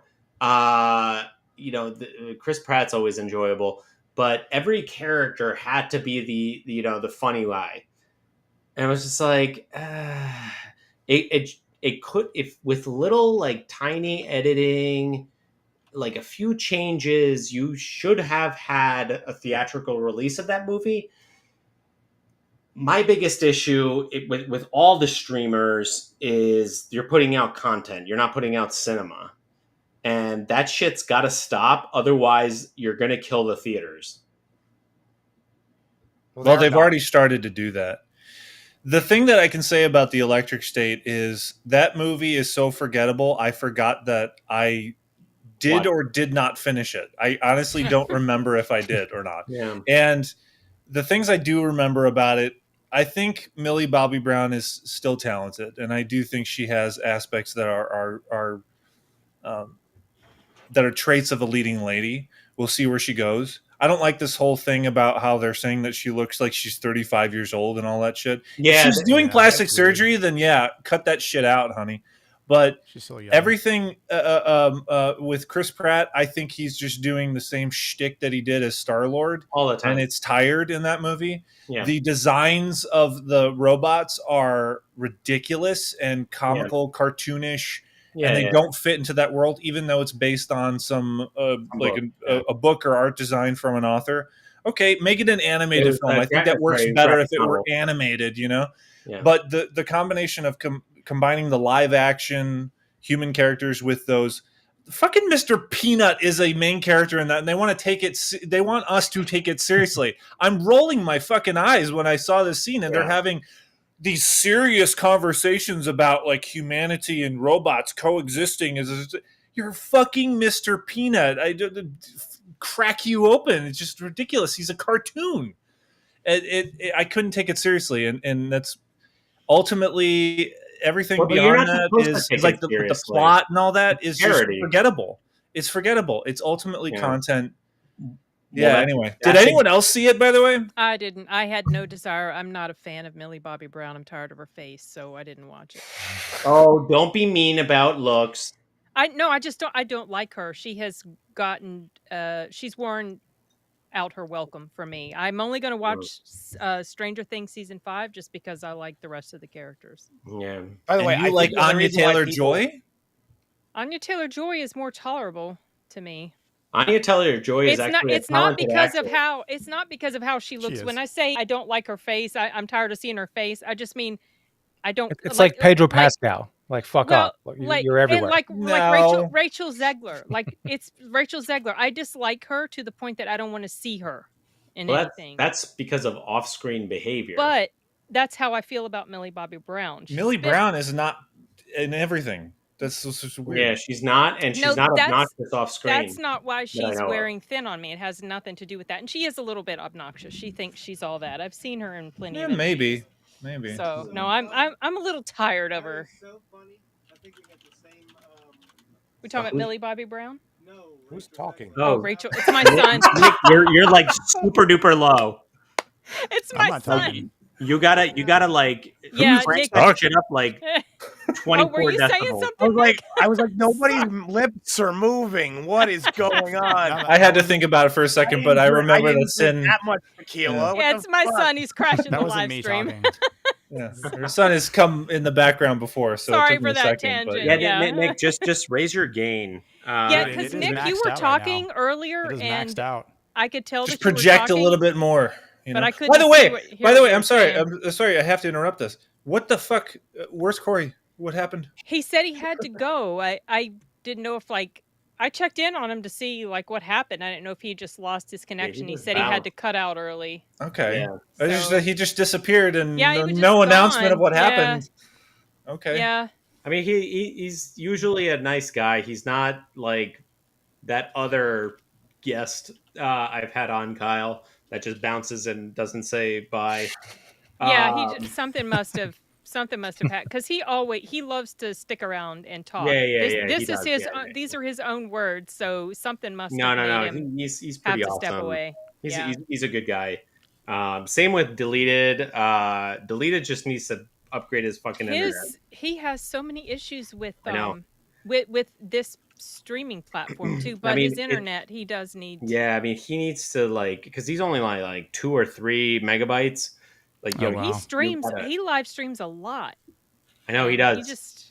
But even on his own streams, he's pretty blurry. Yeah, and cheapy. It's just he needs to just upgrade his thing. But he's a fucking awesome guy. I love our mystery movie nights. Oh yeah, we're supposed to be doing one on Tuesday, right? I will be able to watch the movie, but I can't make the stream because bummer. I know. Okay. I think there's 2 separate. So there's an AMC, which is rated R, but the Cinemark and the Regal is rated PG-13. So I think we're going to. Yeah, I mean, I'm going to go see the movie. I can't. I unfortunately can't make the stream, which is a shame because wasn't it like My Dead Friend Zoe, and you guys had something else. We had The Unbreakable Boy, and you Right. guys had My Dead Friend Zoe. Yeah. Right. Yeah. I mean, I honestly, like, it's My Dead Friend Zoe, and I was out with a buddy last night, and he's like, you know, he's like one of the super fans of my channel. He's like, oh, was I like, what you know, what do you like this year? And I was like, yo, My Dead Friend Zoe is like my top movie so far. Same with I like Companion. It has its faults, but I really like that movie. Yeah. But My that was a Dead fun Friend one. Zoe, I cried like a little bitch. I haven't Just because seen it it yet. just hits so personally to me. Yeah. Yeah. Anyway, I have a question for Matt. Did you see Snow White yet? No. And are you going to review it? So I shared your review with my brother Matt. oh, the girls did a review. Well, the The girls, girls did. It was the girls. They did a review, and But- it was but- freaking no. hilarious. which means that we didn't have to see it. That's what I mean. You didn't see it. The girls did. So you're not gonna. Okay. I can't do that. So, by the way, Matt, my favorite part. Oh my god! Like your video was balls out, fucking hysterical. Like it Oh, was it deserved when to he's get more views transformed than it into a did. man? Was it? Yeah, when yeah, he yeah, yeah, transformed- yeah. Like he's like, he And they goes used the with poof soy cartoon drink. sound. Like, It was fantastic. What the fuck? This tastes like jizz. This tastes like fucking jizz. Dude, like I don't understand why that shit hasn't gotten more views. Oh my gosh! I think that we're going to retire the girls for a bit. Those Ah, videos just aren't doing that well. So Yeah, That's unfortunate. They're so. that's too But bad. do you because do it for the audience or do you do it for yourself? it's a mixture of both, I guess. Well, I always say when it comes to my videos, I don't really care about the money aspect. I just want people to see my work. That's Yeah. really what Mhm. I don't like. If I did it and I got 1 million views and couldn't monetize the video, I'd be okay with that because people saw what I did. You know? Yeah, I mean, you know, hard cut. The girls do need to get together with the girl's cousin from New York. Oh gosh! What's her name? What's that? Yeah. What's her name? Paulina? Wait. I haven't done the character yet, but oh my god, like I have good ideas. Let's just say that. It's gonna be girls X cross Gossip Girl X cross extra DEI extra everything. Clueless. No, beyond that, Kyle. Like yeah. No Legally Blonde. Oh, beyond that. Okay. Beyond that. Yeah. I'll keep it a secret until we actually do it with the guys. But that'd be yeah. cool. What I know like a lot of us have to like cut out at 9.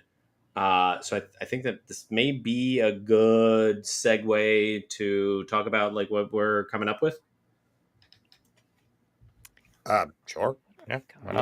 Yeah. Dark Hour. I know you have something huge happening Sunday. Oh well, yeah. I have. So as some people in the audience may know, when I had my show Two Hoes with Uninspired Reviewer for the last 2 years, and he has decided to step away from YouTube for the foreseeable future. I've replaced him with another co-host, but I didn't want to leave it out there. I wanted him to have a send off. Originally, it was supposed to happen in May because we had a different timeline. I had to shave about a month off of that timeline. So, but this upcoming Sunday is going to be his send off. We're going to have rotating guests. People come in 5-10 minutes at a time, just to say goodbye to him. He'll be back. I know he will be. It's just a matter of when. It's not a goodbye. It's a see you later kind of moment. And other than that, other than that, I'm going to continue the show with my new co-host, World War Joe, and I got a couple of awesome streams coming up after that. I'm going to take a little hiatus from making like pre-made videos for a little while, only because nothing that I really want to cover is coming out until like next month. So I might just take April off. Mm-hmm. Not my full-time gig, so it doesn't really matter if I take some time off from it. But yeah, other than that, you can always catch me on my channel. I don't take a break from the show though. That still goes. I do have a Discord server for it that I keep everybody. Oh, dope. Yeah, it's. I mean, I could drop a link in the chat or whatever if you like. Yeah, please. Yeah. Okay. I'll do that. Yeah. I do also have to take a hiatus during April for personal health reasons. But how about Nick? Because I what I really want to do is get Nick more subscribers. I think he's got a great channel. So I'll give you like a little bit of extra time. Last Strikes Back. I love the name of the channel. I appreciate But that. Yeah, it's a good one. let us know like what you're trying to work on future wise. Like what do you see for your channel? What do you see overall with Hollywood? Yeah. No, I mean, absolutely. Like, I mean, as I've been starting to, be more on streams and whatnot, the content that I've made thus far has just all been like review driven and just, giving my synopsis, looking at, obviously the plot first and foremost, but, I have a degree in, English, mainly, literary theory and creative writing. So I took a lot of, that's awesome. creative writing, poetry, nonfiction, fiction workshop classes. So all that is important to me, and as much as I love writing, and I've written a lot over the course of my life, I am a bit of a cinephile, and obviously I love movies, I love TV shows, and a lot of what everyone has said, just in general, but even for tonight, like Hollywood has destroyed a lot of what we hold valuable, and one of the things that I've been looking at recently, and a lot of what I've done is just all making videos. Reviews from just some movies and TV shows that I've been watching along the way. I will be starting to host my own live streams in the very near future, probably at the end of the month. More than likely going to be at Monday nights.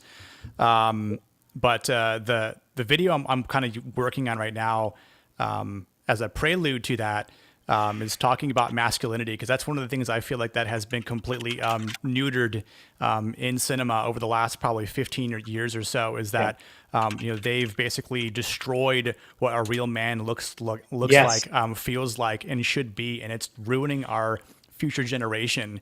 And you can see it apparent, like, just it's so clear, like night and day. I mean, just look at the recent elections, right? Like that it just shows you how like just how men have been like so like diversified into like femininity. Like it's just sad. Like they've been like demasculated at that point. Like there's no desire to be a leader. There's no desire to stand up for yourself. There's no integrity in young men.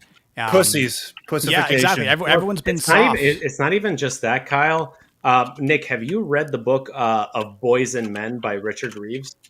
No, but I know of it though. I literally just started reading it, and like the problem is way more complex and way more nuanced than anybody bothers to think about. So like I need to just throw this out there, of Boys and Men by Richard Reeves. Get the fucking audiobook, pick up the book. It's $10 on Amazon. It is fantastic. Yeah, I'll definitely check that out. But yeah, I'm working on a video script just to talk about a lot of my thoughts. Why we need masculinity just in general, but like the definition of it. And again, I'm not going to harp on femininity as well, because I do think they are correspondents of each other. Yes. But what Hollywood has done, and what like the government and like this country has done to that, is pushing feminism so much that it's destroying what like true masculinity means. Yeah. And obviously like the importance of, again, like having that next an upcoming generation, like why the father who works the shitty job, why he does it is to do what's best for his family and like to raise his kids properly. Like you don't really see that anymore. Or like movies and TV shows that don't show the father figure, or they show like a shitty version of a father figure that's like weak, soft, incompetent. Like that's stupid. It's all intentional by design, right? So like we need like the great masculine figures from 70s, 80s, and 90s. Every single sitcom ever had a dumb dad. Oh, like dude, you know what's funny? Like I've been going through Home Improvement, because it like has been on Netflix, And I grew up watching that, and I mean, I've been loving it just for the sake of like the family value that was inspired by it, right? Like even though like Tim Taylor is like he's a nitwit, right? He's an idiot. He just blows up shit, but he's all about like, more power, right? Like he brings that masculinity because he is a good father figure at the end of the day. He provides for his entire family. Like he does what a father should do, even though he, gets hurt in the process. But I digress. So I'm working on a video that I should be coming out soon. And then that's basically, like I said, a prelude, because what I'm going to be doing for my streams that are going to be called Masculine Mondays. So I'm going to be taking movies at random, and we're really going to be honing in on like every single masculine part of every single movie that we talk about on like Monday nights. So it's actually, you're doing very important work to show young boys and young men how to actually be well-rounded men. Yeah. And I think that's the driving force. And whatever, movies, TV shows, and what have you.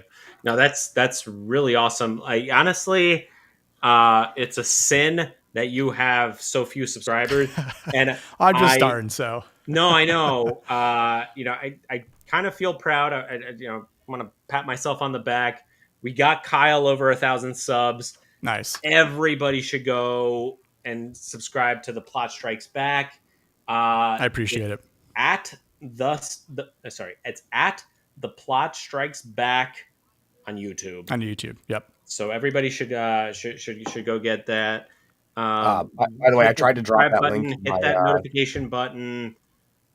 Let's get you over 1,000 subs, because like it can happen. You're doing good work. Hell yeah.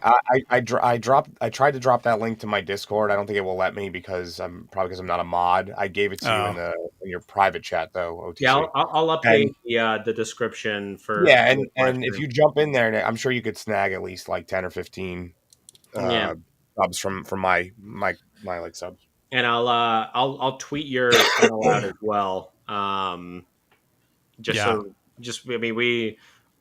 This is how we win, as deleted scenes has said. So I just have a real quick, Nick, indulge me for a second. Sure. The thought keeps repeating in my mind.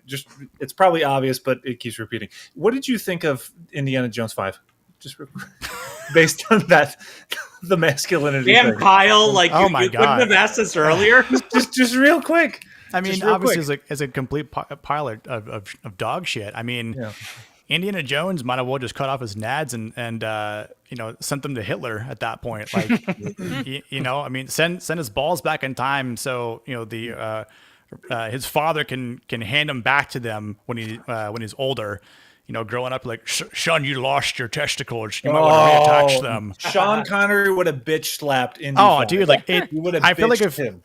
Yeah, I feel like Sean Connery's rolling in his grave. Jones to give that chick a couple of light slaps. Yeah, so that's for blasphemy, for ruining masculinity, you dumb broad. I always tell people, and it's funny because like it always starts as I love that movie, and it's because that's the one that got me monetized. That's awesome. Terrible to watch, but great to make content on. Yeah, right, absolutely. Right. Like it. I mean, I near walked out of the fucking theater. Pardon my French. Like it was just baffling to see. Like, and I don't understand how Harrison Ford could have just read the script and be like, yeah, well, this makes sense. I mean, I'm getting a fucking paycheck at the end of the day. Like, he's literally in a commercial for Jeeps. Yeah, that was terrible. I mean, come on. No, but I don't like that commercial. I a shit ton of money. That's all it is. I like the commercial, but like, whatever. You know what's funny is I'm watching 1923, right? And he plays Jacob Dutton, right? Bruh. We got to do a stream about that straight up, like Yellowstone 1923 1883. Yeah, do a stream about like, and in the most recent episode, like he can actually, because he's kind of like for like most of the entire show, like he just plays the typical grumpy Harrison Ford, but in this last episode from like Sunday, he kind of shows like some anger, and I'm like, oh, like here we go. Now he's actually like, the old Harrison Ford's coming out to act finally. Like, been waiting for this like for 2 seasons now, but it's like I like that he does a show like that because I think it's very fitting. But then he'll go ahead and being Captain America 4, which was just an atrocity. I love that movie too. I got a shit ton of views for that one. As well. Nice, yeah. Yeah, baby. Yeah, he's playing Joe Biden in that role. Pretty much, yeah. That's awesome. That's an accurate take. And he doesn't even realize. I don't even think he realized what he was doing. Kind of like Joe Biden. Kyle, I Very just true. came up with a good idea. I as soon as I get through April and my health bullshit, with the new stream I'll start up Under the Reel. I think me, Kyle, and Nick should get on the Yellowstone universe along with Brawler. I think. Honestly, no, there's not a lot of fan. people who cover that, so you might actually get a decent audience because that's it's one of those things that everyone watched it, but no one talked about it. It seems. Yeah, I don't know why. It's rife for. It's a well of discussion you can have about it. My Yellowstone finale, the last season, is probably like the best video I've ever done as far as like views and subs and hours watched for sure. Which honestly was like a surprise. Like I think when the season started, or the part 2 of the last season started, like it was kind of ramping up, which I was like, this is cool. But that one definitely did the best. But there again, like I didn't really see a lot of people talking about it online. Like I did not see a lot of it being talked about on X, or like Instagram, but like I know people watched it, but no one was talking about it on like popular streams, which I just kind of found a little weird, I guess, because I'm like it was a very popular show. Obviously, like I don't like what they did with excuse me, what's his face's character? I can't think of his damn name now. Kevin Costner's character, Dutton, right? John Dutton. John Dutton, right? Yeah, like Me and Paul talked about it. I think I made a short out of it. And it was a quick short because we didn't talk that in depth about it. But those last few, pretty much the last season or the last half of part 2 of season 5 is absolutely ridiculous. What he did. Yes. It's wow. It's more of a TBD. Kyle, what have you got going on? Yeah. Tomorrow, Friday, 5 p.m. Friday at 5, the Godfather 2 discussion that has been in the edit for a couple weeks now.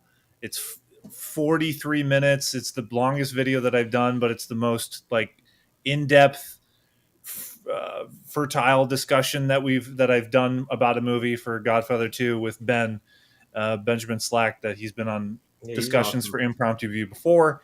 It's So if you want to listen to it, cool. It'll still work as a listen. Watch it. It's still there for visuals, a lot of cutaways. Dude, you've got and I know firsthand, I know you have a phenomenal setup, both in studio where you are right now, but also the fire pit. Yeah, and I modified the fire pit a little bit. You see it it used to if you look back like 2 years ago or a year ago when I first did a video for the fireside version of Impromptu View, it's the rocks around the fire pit are not as good looking, but I modified it. I got some better rocks and stones. Oh, dude. So I the one thing I want to shout out, just aside from YouTube, I went to visit Kyle in December, and he is just a straight up stand up guy. I think you're like a very good human being, and everybody should go. Not only subscribe to your channel, but just know that this is just a good guy. Thanks, man. Yeah, man. Hell yeah. Ha! Gay. well played.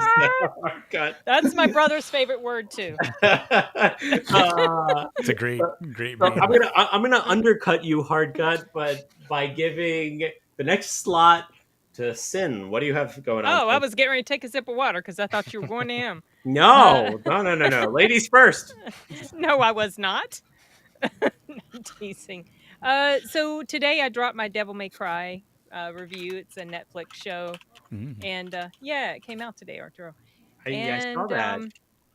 Yeah, I enjoyed it. I thought it was pretty fun. And I recently screened something called Freaky Tales, which is an anthology type of thing. I think I'm going to do like maybe an audio review of that. And then I'm going to go see Hell of a Summer tomorrow. And Amateur. Nice. Early screening of Amateur. Nice. That's coming out this weekend. Yeah. Yeah. So that's all I've got in the immediate. And of course, the live stream probably on Tuesday. Nice. And last but not least, half of Hard Cut. Yeah, so as I said earlier, we got our Working Man review in the can. I'm cutting that right now. That should be out Saturday. So that's what we got going on. I feel like there's something coming out this weekend that we're gonna go see. I don't know. Like the Amateur, Well, there's that's Amateur comes out like in another weekend or two. This is like some sort of early access screening or something. Oh, we're waiting for that July 3 week in a row thing, where you got Fantastic Four, Superman, Jurassic World, July. Yep. Yeah, I mean, we'll make the big announcement, Hard Cut, like when we're closer to. By the way, I talked to Bobby about it. But yeah, what have I got going on? Yeah, I got a bunch of health bullshit that I have to get through for the next 2 to 3 weeks. So expect a Working Man review video. Maybe if I have time, another video. A lot of lazy short recuts of my long form videos. But I will be back in early May with a vengeance, starting with Thunderbolts and moving all the way through the summer. Oh, when does Thunderbolts come out? Is For it late May? Early May? Okay, all right. Early May, I'll- yeah. Okay. Maybe I'll put out another Snow White video because that shit has been doing so well for views that I got to get on that. But I don't know how you can take it, man. I can't. Yeah. Honestly, like Weird. It's like I did my one video and I just didn't want to do anything else. Yeah. I That's how bad it is. Straight up do it for the views. Shameless, completely shameless. Well, at least you admit it. I cannot suffer. Look, I can't all suffer you get out of me reviews. is honesty. That's it. Anyway, well, this has been a very successful Thirsty Thursdays. A sharp 2 hours. Ish. I think we're a little bit over. We will be back. I'm looking at the calendar. I wanted to say May 8th. That way we can discuss Thunderbolts and a whole bunch of other crap that'll come along the way. But, I'll put it in my calendar. Just let me know if you change your mind. I'll just yeah, go ahead yeah. and secure a spot. We'll see when Under the Real finally fucking debuts. Yeah, I started watching the Terminator in know, preparation. I'm so sorry. You don't have to twist my arm to get me to watch that movie. I can quote every line of the Terminator. Yeah, same.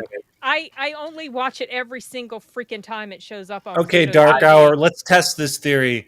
Give me the line that happens at 38 minutes and I don't know 25 seconds. That's not fair. You have 30 to set minutes. the scene. So that's about. They're definitely. So it's the movie's not. They're probably. Let's see what the 38-minute mark is without any sound. Let's see. Say they're It's probably a parking lot chase. So yeah, are they at the bar yet? Is Sarah Connor at the Now the bar I'm curious. I was just joking. Now I'm curious. What scene is that in? I don't even know if I can even figure that out. Come on, you got the file. You can pull it up. Back door. Okay, so that's I actually have the file. That's okay. Yeah, all of you. The 38-minute mark is when they run out of the back of the bar. So the line he said, probably said something. Yeah. The line around 38 minutes is probably. Come with me if you want to live. Is that the one? Yeah, come with me if you want to live, and then all this stuff about Yeah, so it is Bud Bar. exactly Okay, what I cool. say. Exactly. Is Don't it make the sound scene unless I when say. Arnold goes at the club and then almost kills Yeah. her? And then That's hey, that was a good moment. Hey, Don't make it after that, I'm gonna pat myself on the back for that. That was a good moment to reference. Hey, And on that note, watch out, folks, for Under the Real Terminator. The first one. teaser for you. Yeah, a little teaser for you. That's right. And in the words of Deleted Scenes, this is how we win. Good night, everybody.